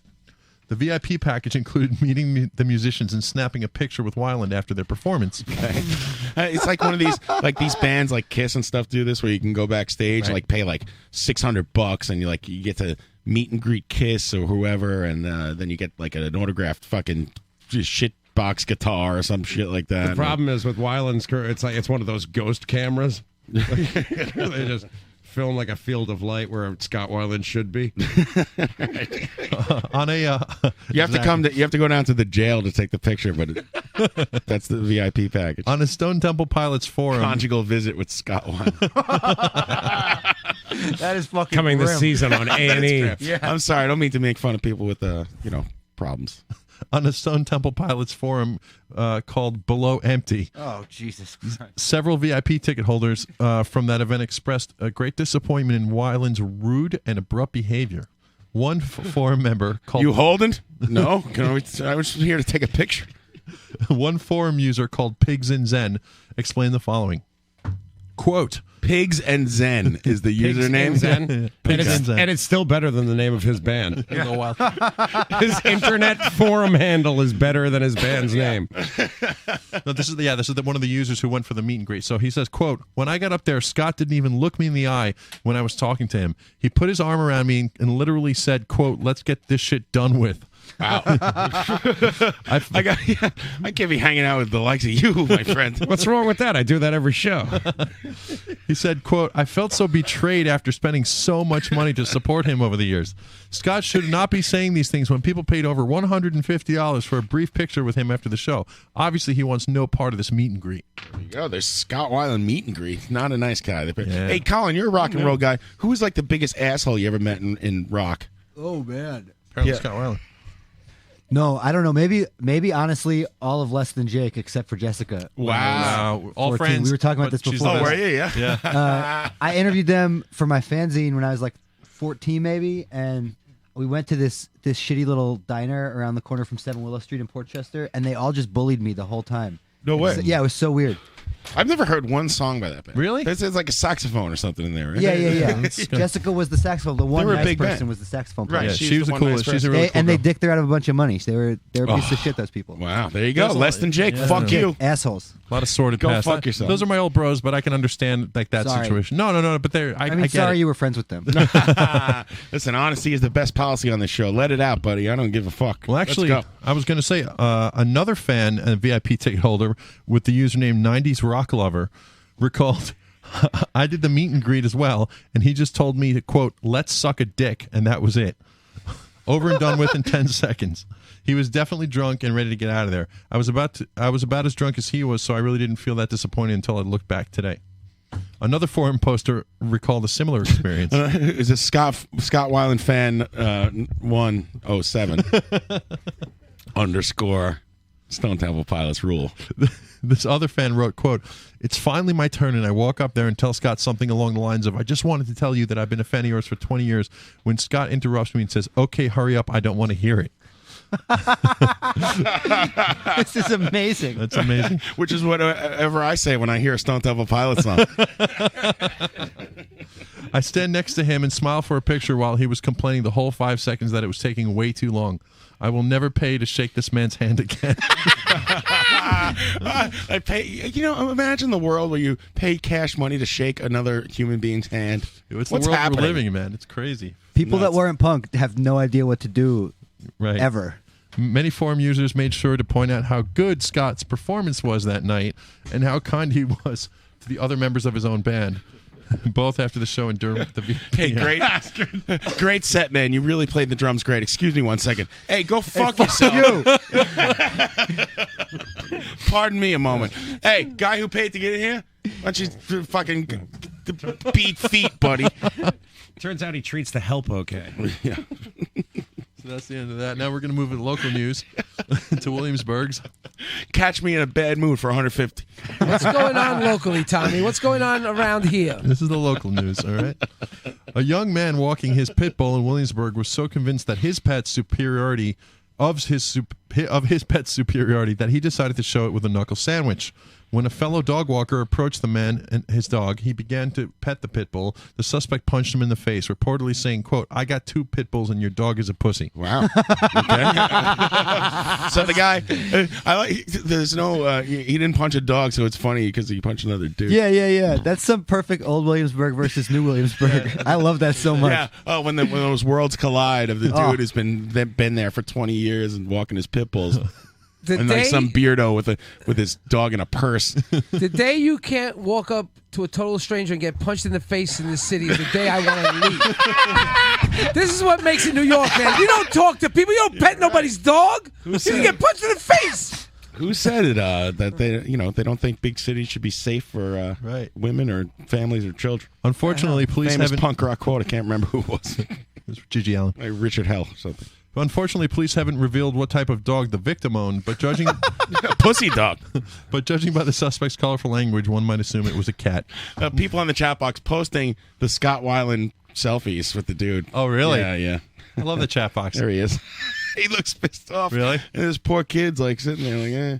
Wow, he looks like Clint Eastwood. Wait, Weiland or the kid? After he got shot. Wow. They have matching shirts. Anyway. I have one last story. This one's out of Seattle's. A Washington state man is being fined for using the HOV lane with a cardboard cutout of his friend in the front seat. I think it has to be his friend. You want to keep it real. It couldn't just be like, if you had a cardboard cutout, make it like, Regis Philbin or something. Yes, caller, why are you interrupting my news? Because the Scott Weiland meeting we've done an endless loop. I think some of the on here nice guess there, buddy. What? Anybody catch that? One more time? Say it again. The broadcast is going into a repeat. I think you might want to check the notes. The boss man's calling, saying we're going into Conan, you have to call from a landline. We can't understand a thing you're saying. Oh, the broadcast. Okay. I see. Yeah, I got it. Go ahead, Okay, Tom. go ahead. So, something wrong. A Washington state man is being fined for using the HOV lane, but for using a cardboard cutout of his buddy. Seattle resident Guy Gill tried to beat the system by placing a cardboard of, quote, the most interesting man in the world in the front seat of his vehicle. Like the actual character from that commercial. He stole it from the liquor store. Yeah, that's probably where. Although the cutout was buckled in, the unlawful driver was unable to fool nearby police officers monitoring the area, who later tweeted pictures of the man and his, quote, friend, further humiliating him. The HOV lane is designed to maximize traffic movement with a lane designated for vehicles with more than one person. Apparently doesn't apply to cardboard cutouts. I thought cops didn't have depth perception. I guess not. Wow. The guy, Tommy. I don't see cutouts, man. The guy literally cut out the most interesting man in the world and put him in the front seat. So basically, you're like the news harvester. But to make it more interesting, he does it through Google.ru. You should put out a news and then fanzine. puts it through Translate. You should put out a news fanzine. Listen, I'm working with Conan about doing my whole news hour, so we'll see. Damn it, they're dropping like flies, Johnny. I'm just kidding. Hey, John. No, I wish you luck. That's the news. That's the news with Tommy Rockstar. All right. I love the news. And you know what? I think that's the show. Anybody else? Colin, what do you want to plug? We're here with Colin. He's eaten every pizza pie in the entire United States. And he has a zine called I've Eaten All the Pizzas.com. He's called I've Eaten All the Pizzas.com. Hashtag I'm the best. Hashtag Slice Hot. I don't know. I do a podcast called Radio Harvester. It's in iTunes, on SoundCloud. I do the fanzine that you could buy off my website, and I got a book coming out on Simon & Schuster August 11th. Nice. You're kidding. What's the book? The book is a memoir about eating all the pizza. No way. Yeah. Wow. And I'm having Simon. It's called Now I'm Starving. Why haven't we Simon talked and about Schuster's. that more? I'm That's having big, man. Yeah, I'm having the congrats. release party at Silent Barn. We haven't nailed down a date yet, but it's Nice. I want to go. that week in August. I'm getting some punk bands to play. It's going to be real fun. Cool, man. Is the book deal like? You got paid on that? Like, Yeah, I got nice, fucking paid. sweet, Yeah. dude. Yeah. Buy a lot of pizza with that. Living the dream. Can you Living talk the to them dream. and tell them I wrote an article lazily about 7 pizza places in Queens? Yeah, definitely. Thanks. Can he do the forward? Why doesn't he do the forward on your next book? to the forward. Could you I tell like pizza too. Check it out, man. Check the book out. Colin, could you tell Simon or Schuster that I wrote for Thrillist? Old man Schuster. He's always- old man Schuster. Hey, Schuster. At those meetings, he's always kicking me down. Simon's fine. Play the old timey music. Simon's a pleasure to deal with. Schuster, on the other hand, Schuster, Old man Schuster, he's trouble. He's a real bean counter. That Schuster. Count this, Schuster. All right, so there you go. Go to sliceharvester.com.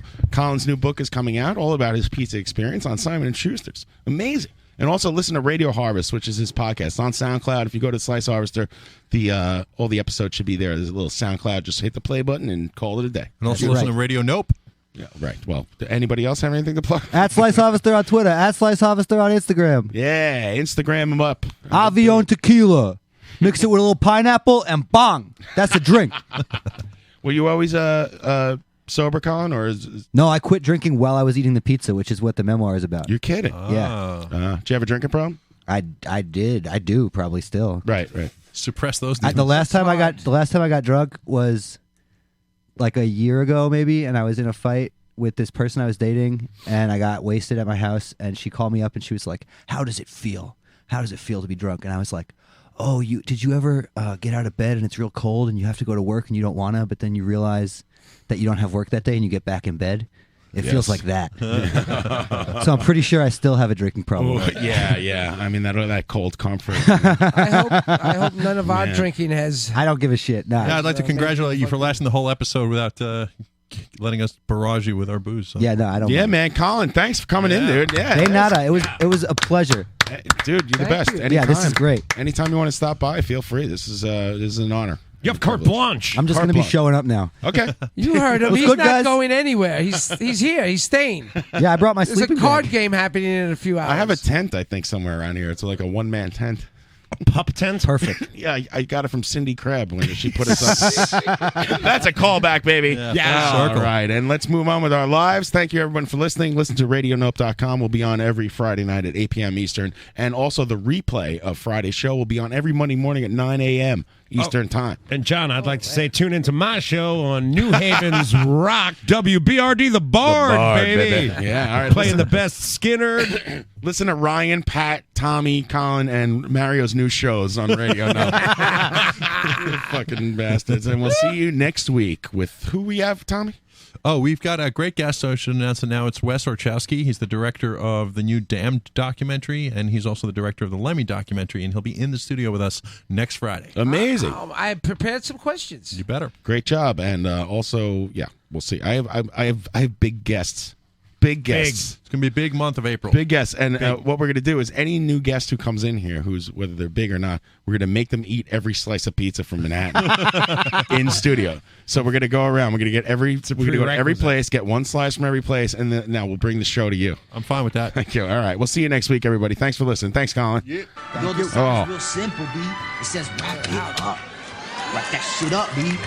Let's move on with our live.